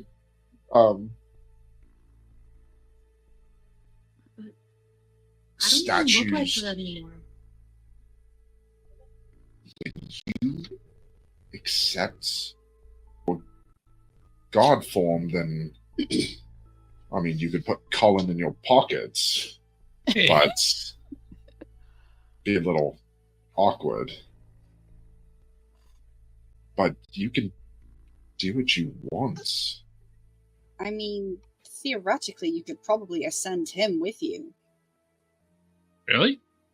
I've heard of it happen. I need to get my soul back from. If you can do demon. that, maybe you should with those of us that you trust that much. No. You just want to be famous again. I want to be powerful, not famous, my dear. It's I go over and I hug Bev, and I'm like, You can see on all over her face how much Beverly wants that power. dear heart, I love power you, isn't dearly, everything. but no, Okay. terrifying. Before we start deluding ourselves with dreams of grandeur, Cal's right. We need to do something against the Titans. You want to start a crusade to gather more support to us? Fine. Can we just let me figure out? Listen, we can step out there. Let's give her some time. And everybody, let's go. And before he leaves, he pulls something out from under his armor, pulls it off of his head, kind of brushes past his elvish ears as he lays it face down on the table and walks out. I give her a quick hug, and I was like, you take your time. And I go outside. I'm just leaving, just one more saying no, and then going. Also, if you do this, you can make Arthur a saint. Hell no. And he walks away. As Arthur's walking away, he would see the smirk come on B's face. Oh, Everybody ascends but Arthur, Smirk who did what becomes to your a saint. face? A smirk. I mean, everyone else can ascend, and Arthur could be ascending. He'll be a little bit happier. Then, yeah. Oh no. In Maybe character, some- Beverly wants that very much. Out of character, do not give it to her. She'll try very much. I'm pretty sure V's the only one who could keep Beverly grounded on that. Already So, got ideas. I feel like Beverly would just turn into Dionysus, Yes. Oh, the that's god not of what you had in drinking and mind. partying. Which version of Dionysus? There's a couple of there's even a couple The- versions of that one. The drunkard sex fiend Dionysus. Yeah. That's not what she has intentions of. I'll put it that way. Oh So boy. everybody leaves. You're alone with your thoughts and what is set on the table. Is the book still there? Yes. I open the book and just kind of like look at, see if any of the pages have filled out. You see various images, no words. Various images, the different temples in the different regions. This book is about you. This was written by some scholar that had studied you from the beginning until the shattering and created this. And then somebody enchanted it that only you can open it. I continue flipping through the book, like glancing at what Cal. And you see your true form, which I won't say yet. Because I haven't accepted it yet. Correct.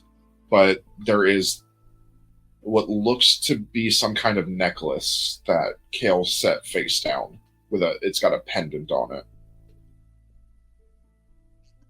I just kind of put my hand on it, like not flip it or anything yet. I just put my hand on it as I'm flipping through the book. You can feel a bit of radiance coming from it. Does it feel familiar or anything? Mm-hmm.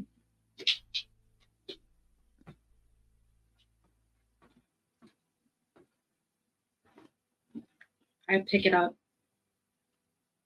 and very gently, and then flip it to look at the front.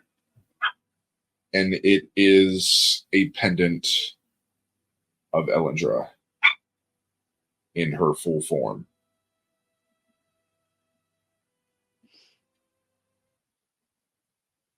This is the world's... I say this out loud.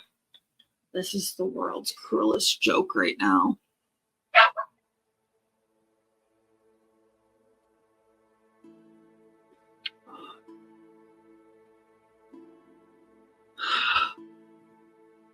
What do I do? As I'm like talking to myself about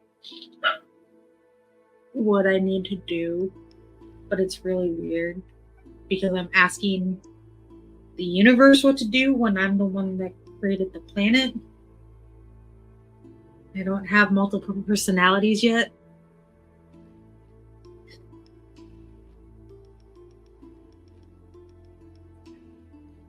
I go to the door and open it.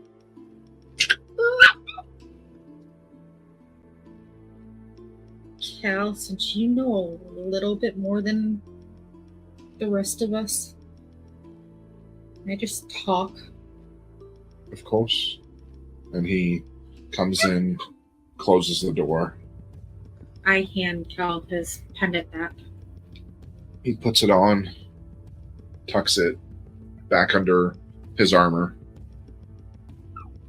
And he takes a seat, and there's a chair that's kind of catty-cornered across from the couch that you're sitting on. What if I can't really accept this?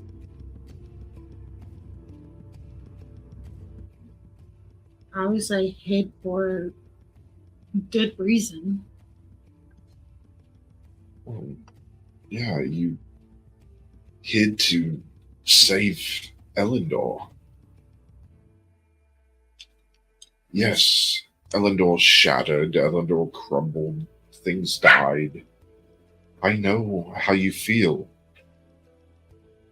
I was with all of you when Dracoria was wiped off of the map. I'm the only one left.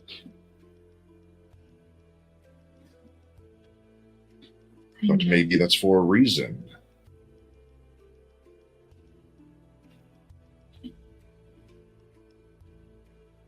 And what if I fail? I truly think the only way you can fail is to not try. No matter what you do, you will change this world for the better. I mean, if the world truly does live only while you're alive, will anybody feel it? when you do die, the world should seemingly just cease to exist, and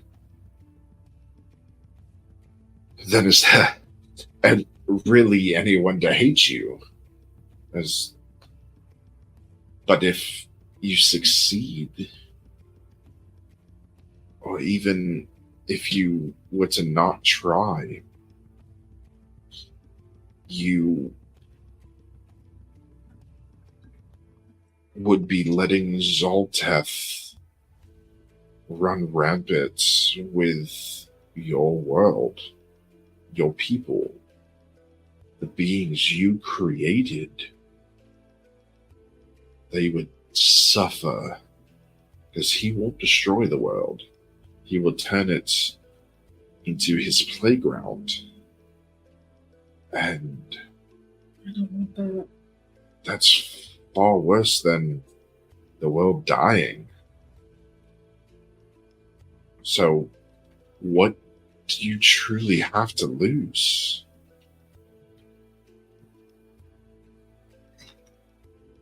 Yeah. If you are so powerful that you could create all of this, all of us, then surely you can make life better. Yeah. I just don't want to make life worse. Can it get worse? There's plagues, there's starvation. There are people out here that have no God to believe in. People that used to get their powers from a God that can't. Most of them can't even function because the power's gone. It would bring back any magic that requires a god, right? I mean, if we can get people to believe in you and see that you're alive and you still exist, then yes, clerics and those that need God's divine powers, it would come from you. And the more that believe, the more power you get, the more power you give. Just take your ego away for a second and imagine what it would do for people. There's people that are suffering and dying and have nothing to pray to, no hope, just fear. Fear that they'll end up here, and from here there's nowhere to go. This place that we're standing in is the middle ground. It's from here you get sent to one part of Reverie or the other. And right now, anybody that would get sent to Reverie is going nowhere. Except maybe a literal hell. Let's do this. Can you keep me grounded? Of course, I think that's what all of us are here for, and although I think Beverly was partially serious about the ascendancy, I don't necessarily see that as a bad thing at some point. I'm not saying we all ascend and become the new gods. I barely want to be king. But at some point that may be needed if we don't know if gods the are truly gods dead. survived in Reverie. There may be none left. Would I be able to feel the gods? No. Okay. Because in Reverie, they're basically behind a cage. It's like a force cage that blocks off magic. It's why they can't really reach out and give people favor and power and stuff. And what about yours and Colin's soul? Oh, Being with your brother. well, I mean, I think that's something you could probably fix pretty easily. If we pledge ourselves to you, then you dictate what happens to our souls. To all of us. And I'm pretty sure everyone here will pledge themselves to you one way or another, even if they don't receive power from you. We will follow you until the end.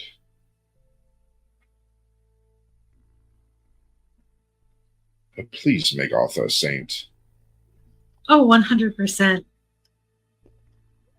If anybody's going to ascend first, it's going to be Arthur. To sainthood. And make him like the god of candy and dandelions or something. Oh, I'll make sure it's super girly. Something bright and bubbly. And the only proper way to celebrate it, tea parties. Every year there's a tea party thrown in St. Arthur's honor. With little cupcakes. Honestly, that's worth it. Oh my god. And I if make we sure do- that If we do get that sponsorship, that would be perfect. not knowingly, but knowingly project my voice when we're talking about Arthur. So then he hears that we're talking about making him a saint of girly stuff. I kind of look at the door, like, nope, nope, and I like bury my head, like in the crook of Beverly's neck, like You were this close to saying you bury your head in Beverly, were you not?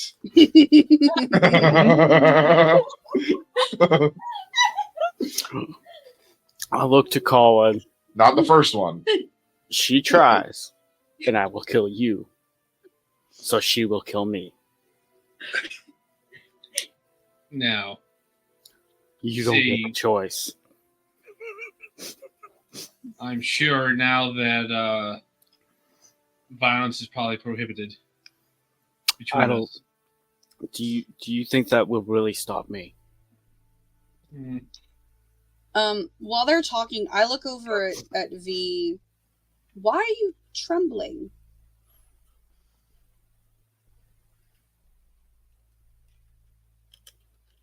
she is one of my best friends.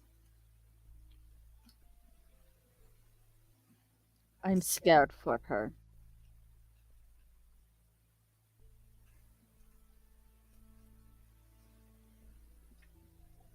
She's going to be pretty powerful. I don't know if we need to be scared for her. That's not why I'm scared for her. I know she's going to be powerful. I'm scared that she's not going to accept who she is. It's I've Might- already seen that there is something more to her. true. It might not come easily to her, but I'm sure eventually she'll accept it.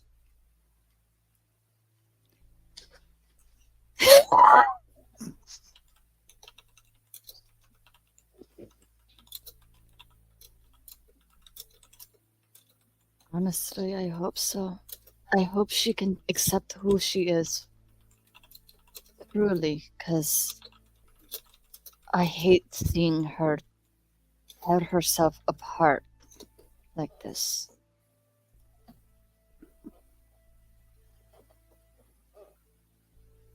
I pat V's metal head.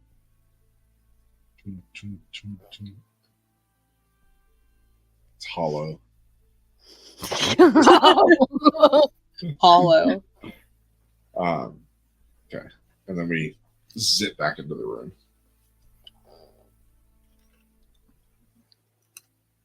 If I do this, my name changes to Elyndor. We'll need to. Even amongst friends. Yes. If we're truly going to rally people behind you, then it's what everyone needs to call you. I mean, you can shorten it, of course, amongst friends, Ellie. And will you still treat me like a human being and not a goddess? Well, I mean, my soul will be pledged to you, and we will be fighting for you. But I'm still a king. So. I don't want to be treated differently when we're like just friends. I understand if it needs to be changed when we're out in public and stuff, but I want to still be able to be me. The one that swears too much, the one that's lactose intolerant. You know, that could stop. That's something you created. Yeah. Yeah.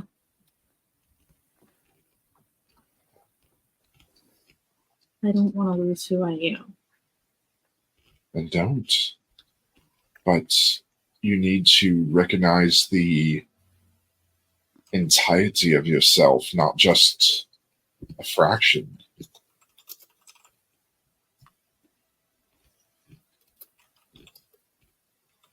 I'm scared that with the power, it will change me. That's what your husband is for.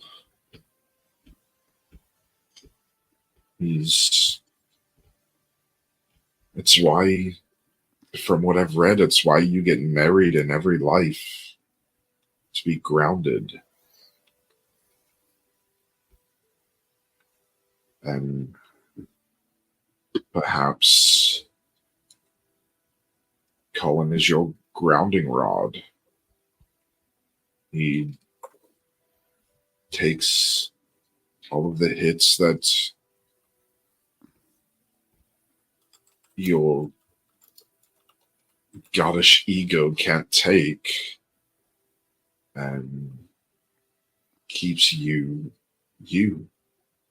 That's, as I point to the book, that's what I don't want. I don't want that ego again. Then don't. I mean, your husband kind of has an ego enough for both of you. Yeah, no.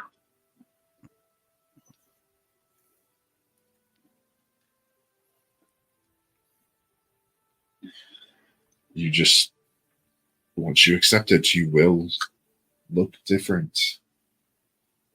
But from all accounts, and I say this with the utmost respect, you are supposed to be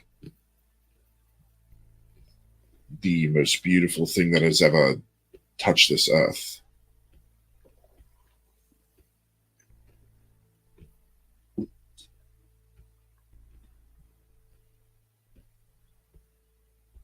So that would have sounded bad. So it will be a big change. Wow. I mean, I won't have the tattoos or anything on my face No, anymore. you won't.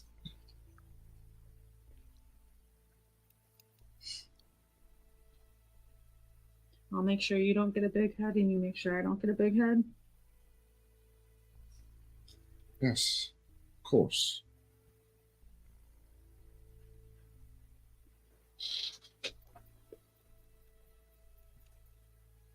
All right. Let's call everybody else in so then they can witness a goddess being unleashed, I guess. Okay. And I walk over to the door, open it. Everyone, please come in here. I go in. I hold Beverly's hand as I walk in. I grudgingly walk in and move directly to a corner.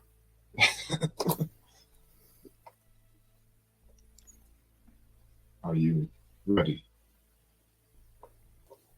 Just one thing. Please don't treat me differently. I Yes, said I understand. and stare. Everybody immediately falls to their knees. We're not worthy. Really believe that I, of all people, are going to treat you anything less or more than my best friend. One of Listen. my best friends. When she does this, we cannot call her Beatrice anymore. She Elyndor. She must be Elyndor if we are going to get people behind her, people to rally behind her and join us.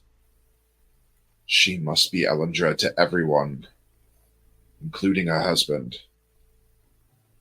If she wants to shorten it, her friends, of course, Ellie, whatever.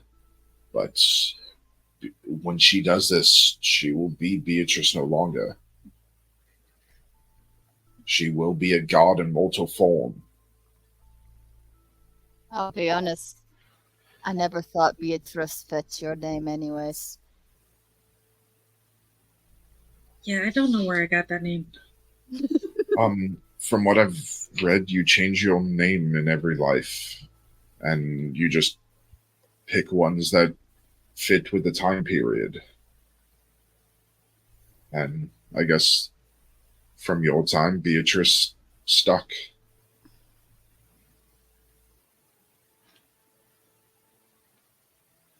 Well, Colin, Yes, dear. you won't view me differently, will you? You're still my As wife. I hold up the book with the picture, my true picture. It's not there. It's a blank page. Great. You get the sense that nobody is supposed to see your true self but you until you accept it and say it out loud. I lower the book. As he lowers it, you realize that it's blank. You're the person I love. That's all that matters to me. If everyone gets to see you how I've always seen you, I'm okay with it. And I give her a hug and kiss. And if you turn out hot, that's just a bonus. No, you say that. Yeah. That was out of character. Oh, I didn't say that. Cal said that. I didn't say that in his accent. No, Colin's like, and if you turn out hot, that's just a bonus. Yeah, right.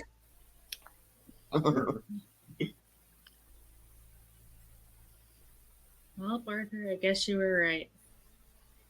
Fuck you, asshole. No, that's what your husband's for. Really, Arthur?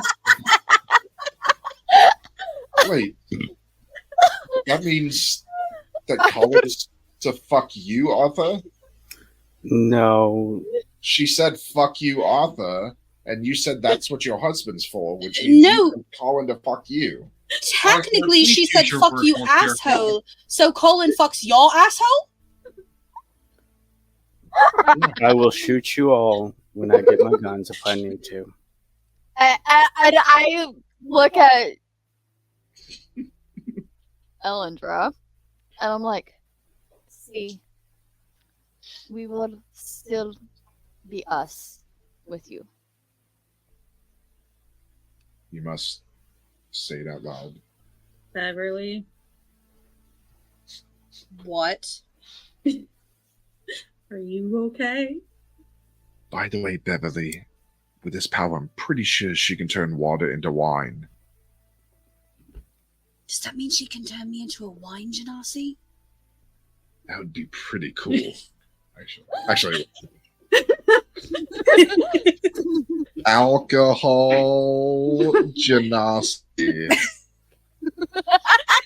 I don't know how that one works because alcohol is not a naturally occurring thing. But The whatever. green genasi is a Actually, weed it is. genasi. We just- Actually, Turn Yeah, each stoner of the- genasi. Turn each element into a drug or Oh god, an Earth addiction. is like Coke. you can find fermented fruit in the wild. Oh, Mhm, yeah. Animals regularly eat them. Yep. That's right. Never mind. So, you must say who you are out loud and fully accept it. I sit on my hands. I close my eyes.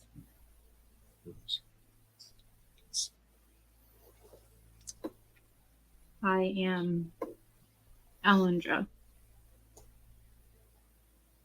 I'm like, come on, say what you chest. You're not believing it. Say it. Believe it.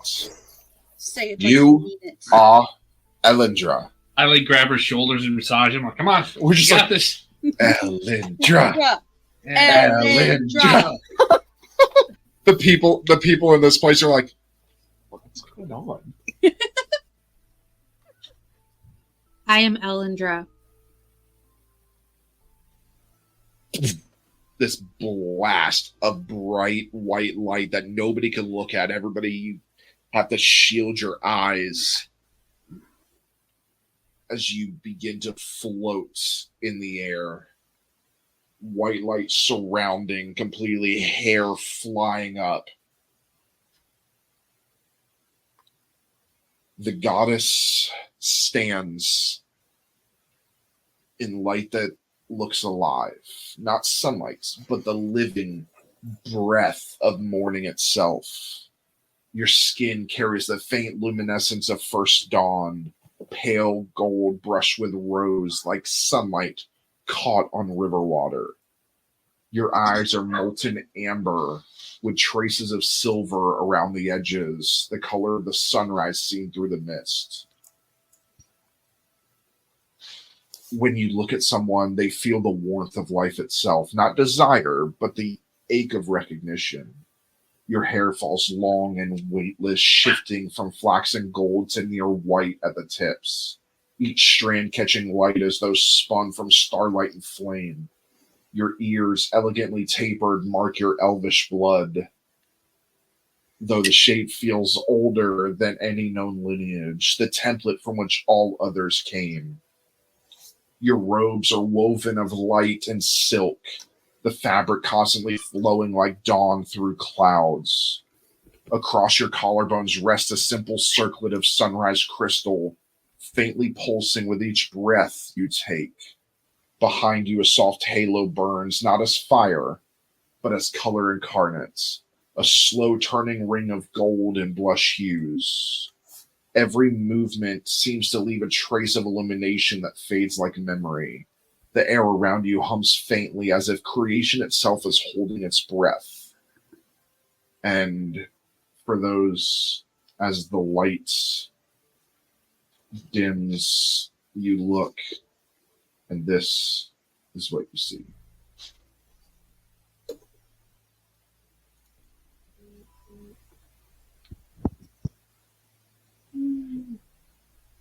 You're an elf. The elf. And to all of you, this is the most beautiful person you have ever seen in your life. I'm tearing. My eyes are tearing up as I look on her. What? Did I look different? Bang that. Did I look? A lot different. And you can you can feel your long hair, and then you touch and you feel the point in the ears. Cal. Yeah, I'll actually give her my mirror that I've been carrying around, the illusion mirror, because it'll work normally. Yep. Oh. Okay. Oh, Cal, you didn't say that Elyndor was an elf. Oh, of course she was. That's how we came to be. We were made in her image. Huh? Elves were the first beings to be created, and you created us in your image.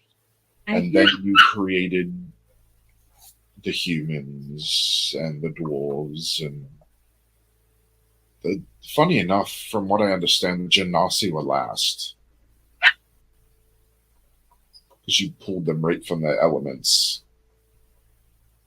But you are mother to us all. Do not call me mother. Please. Mommy, if you wish. No. No. Mommy? I hand Beverly back her mirror. Oh, thank you, Mommy. Mommy? I'm fucking with you, I promise. Mommy? Please don't. I look. I'm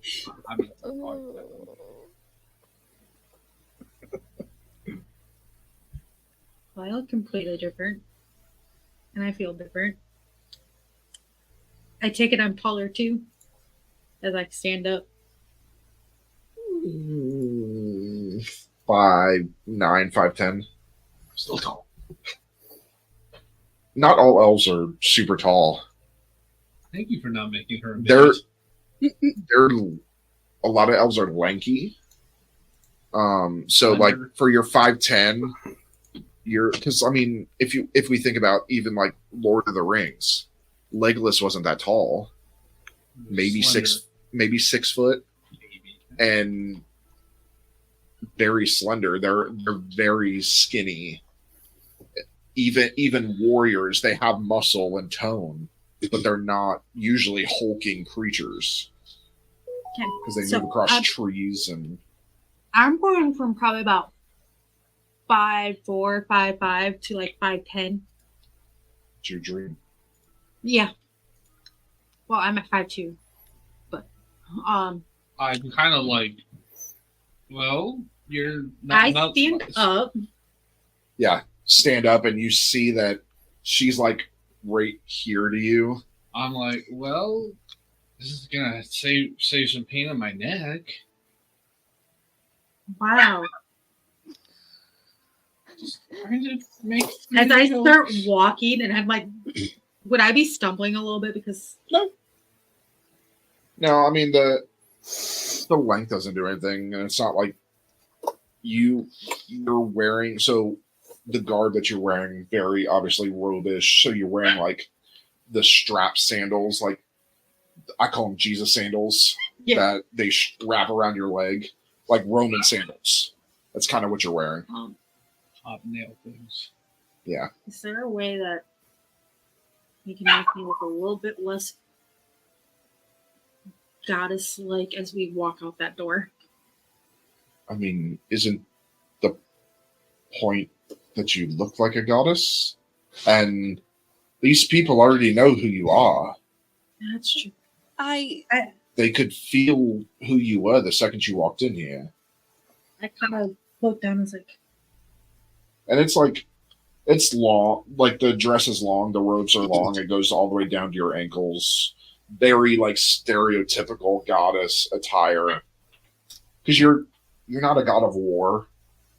No, Elyndor in history did fight when needed. But you're a restorer. You don't take life typically, you give it. weird. Elyndor, Yes. it's worth saying, while we may not necessarily worship you, you're going to have to get used to being seen as a goddess and being worshipped. It's kind of the entire point. And listen, I know not everybody here is religious and doesn't want to follow a god, but in public, we probably need to make it look like we worship her as well. We don't need to be at her feet at all times, of course, but if we're going to make this work, we need to be true believers too. I mean, we do. I mean, well, once we get out of here, there's one more thing that we must do. And Huh. should we call her something else? Like you said, DawnMother, right? Well, yes, that's who she was. You'll hear a lot of people when we say Elyndor has returned, they will refer to you as the DawnMother. Can you guys just call me Elyndor, not DawnMother, please? Well, in public, I think DawnMother would work. Can I call her L? Not in public. Okay. My Look. precise thing. We need to hold you, at least in public, on a pedestal. Yes. It's going to take some getting used to. Mm-hmm. My pedestal And- might have been a lot lower than yours is, but Keep in You'll mind adjust. that you will be held to a higher standard. We, So For what the you're most saying is part, I you- need to get... for the most part, you can't lift a finger to do much, especially in public. And let me guess. I need to get all the swearing out of the system now. And not swear in public? I mean, you're the goddess of light and restoration and creation. So, I didn't think this all the way through. Okay. We're now starting a swear jar. Maybe we should make it a swear barrel. That's probably a better idea. Oh, fuck you, Carlin. I'm just saying. No, not for you guys. oh, I was going to say I'm swearing as much as I'd like to. we can swear as much as we fucking want. Wow, that was Irish. I guess the swearing just brings out the Irish. Swearing brings out the Irish in me. Where's my Guinness? Oh my goodness. All right, let's get this fucking show started. What else do the fuck we have to do? That's 2 gold. Maybe we should just. For public. You kind of need to get us out of here. Yes. Can we just go back to the ship or wherever, and then we can? Let's go to Haven first. I mean, technically, we can go back to Dracoria. Well, that too. Can we go to Haven first? Get our dragons. Or you could just imagine everything's there and it'll be there. You're a fucking goddess. You're going to have to give me a minute on that one. Should we leave the dragons where they're safest? You also need to Bond. bond with them. Yes. True. I mean, let's go back to Dracoria. What else do we... You said we had to do one thing before we left here. No, it's after, when we get back to Dracoria. Okay, how do I get us out of here? We all hold hands, and you just picture taking us all to Dracoria. So I can't leave a certain someone here that decided to be worried about something? He will be stuck here forever. Let's hold hands. Come here. Ah, my lord. Kumbaya, my goddess. All right, Where do you want me to... in the throne room, Okay. Just don't put us in the custodian closet. into a wall, I'll try like not to. Nightcrawler. As I close my eyes and imagine the throne room. All right. What do I need to roll? Resolve. 2, 3, 6, 11, 2, 13, plus 3. 15. Good. That's what you needed. What if I missed it? Who knows? Eventually, the more you do this, the lower the roll gets. And once you get to like the easy, then you don't have to do it anymore. So, as everybody's holding hands, you feel this surge coming out from your hands that everybody can feel. It's almost like this tingle in your hand. Like, you know, when your hands fall asleep, that's what it feels like. And it takes everything in you not to like shake your hand out. So you got to kind of like hold on. And Kale tells you, everyone hold on. Do not let go or you will be left here. And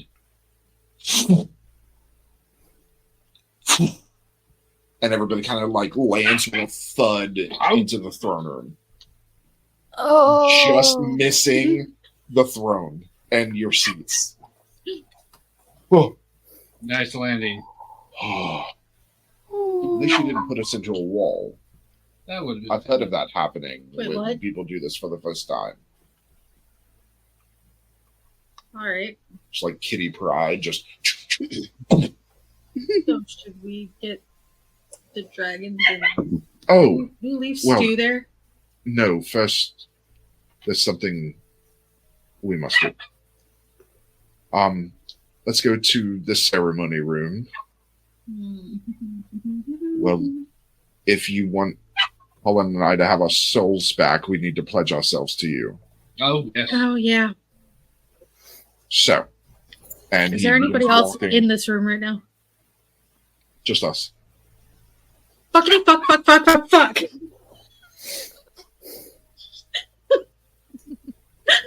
And I just walk out to the ceremony room. We're gonna start having a squire carry around a barrel. It's just like a backpack, and she's just gotta flip a coin into it. I could probably create like a little trolley. We get a nice big one. Toss a coin to your swearer. Oh, Valley of Plenty. It's only Oh, for Valley of Ellie. It is Oh, Valley only of for- Ellie. Copyright. It is only for when we are in public and I can't control my mouth. 2 barrels. That's what Colin's for. oh. Oh, kinky. So you guys walk to the ceremony room, and there are 2 large bastard swords on the wall. And Kale grabs Colin by the shoulder and leads him over to one of the bastard swords as you stand on like this dais. Colin and I ever have kids. What does this do? If I have him pledged to me. Are they gonna? Nothing. Okay. Will they glow? No. Your kids would be demigods. God, half human. So they won't glow. No, that's stupid. Just asking. I don't know what piece of media would make demigods Well, I know glow. you said something about when Colin and I had kids because his soul is with the demon thing, that our kids would be different. Well, your firstborn would. Yes, it would be devilish, maybe. I don't know. I've never heard of Hmm. cursed child in reality, I have to check to see what would actually fucking happen because I don't know. I've never heard of it. Because Are in you re- talking about a so- half god, half demon? That'd be a Nephilim. No. So, So half so angel, half demon. Would be Nephilim. yeah, that's a Nephilim. A demigod is half god, half human. Mhm. But Colin made a pledge to a devil, which means his first child would be a tiefling. Mhm. But if his first child is coming from a goddess, where does that go? So I need to research that. In real life, I need to research that. I'll figure it out whenever that time comes. But I have no No, I idea. really want to know what the answer I'll- is now. I'll figure it out. If there is no answer, A normal human. I will decide one. Yeah, it's just a normal fucking human. No powers. That they negate each The other. only child you get that has no powers whatsoever. Yeah. And is so fucking dumb it can't do anything. Wow. So, Colin, Yeah. Excuse me, I am a freaking like mechanical inventor genius. What the hell are you talking about? I can't do anything. Compared to a god? Okay, well, if we're making that comparison. Yeah, no shit, I'm not. There's no comparison. Just Okay. all of Colin's recessive traits. what do I need to do? Just stand on the dais, and Colin and I must pledge ourselves to you. And then basically you will reach out for our souls and steal them from my brother. And hope he doesn't show up here. And if he Okay. does when I'm not at full strength, If he does, then we either fight or negotiate. okay, why don't we call your brother here first and then negotiate before I steal? He grabs the bastard sword. Take the sword. I take the sword. And it's heavy. Oh! Somebody's not used to carrying and swinging a sword. This heavy. Kale is used to this, so he's able to fling it over his shoulder. You kind of like, oh, fuck! I need to invent something that's smaller than this. Because this is like full-grown, like full-size bastard sword, and so he carries it over and he takes and flips it and pierces it into the ground. And there's actually a slot in the ground where the tip sits in. I try to. You're like, got it. And he kneels on one knee, and he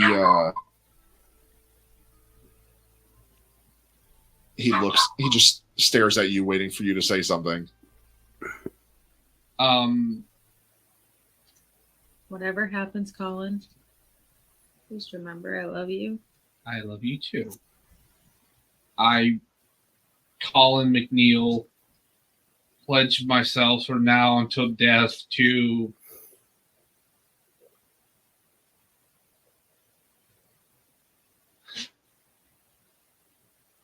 Elyndor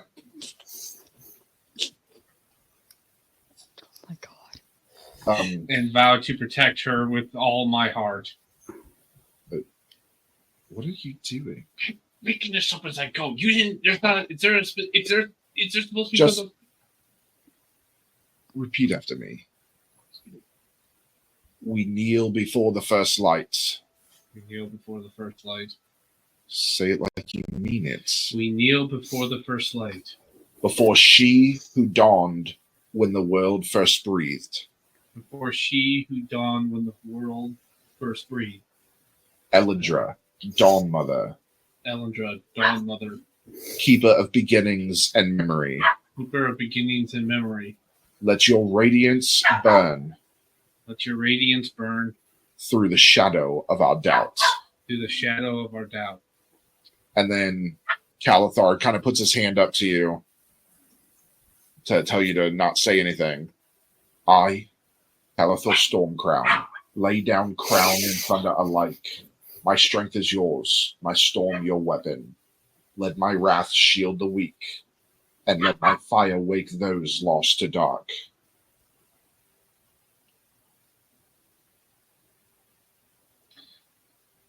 I place my hand beside Calthar's, the warmth of the forge and faith mingling. I, Colin the Forge, surrender hammer and flame. My craft is yours, my spark your will. Let every creation bear your light, and let every broken thing be reforged in your name. And with that, he nods to you as you reach out, and you can almost feel the tether of the souls as you grab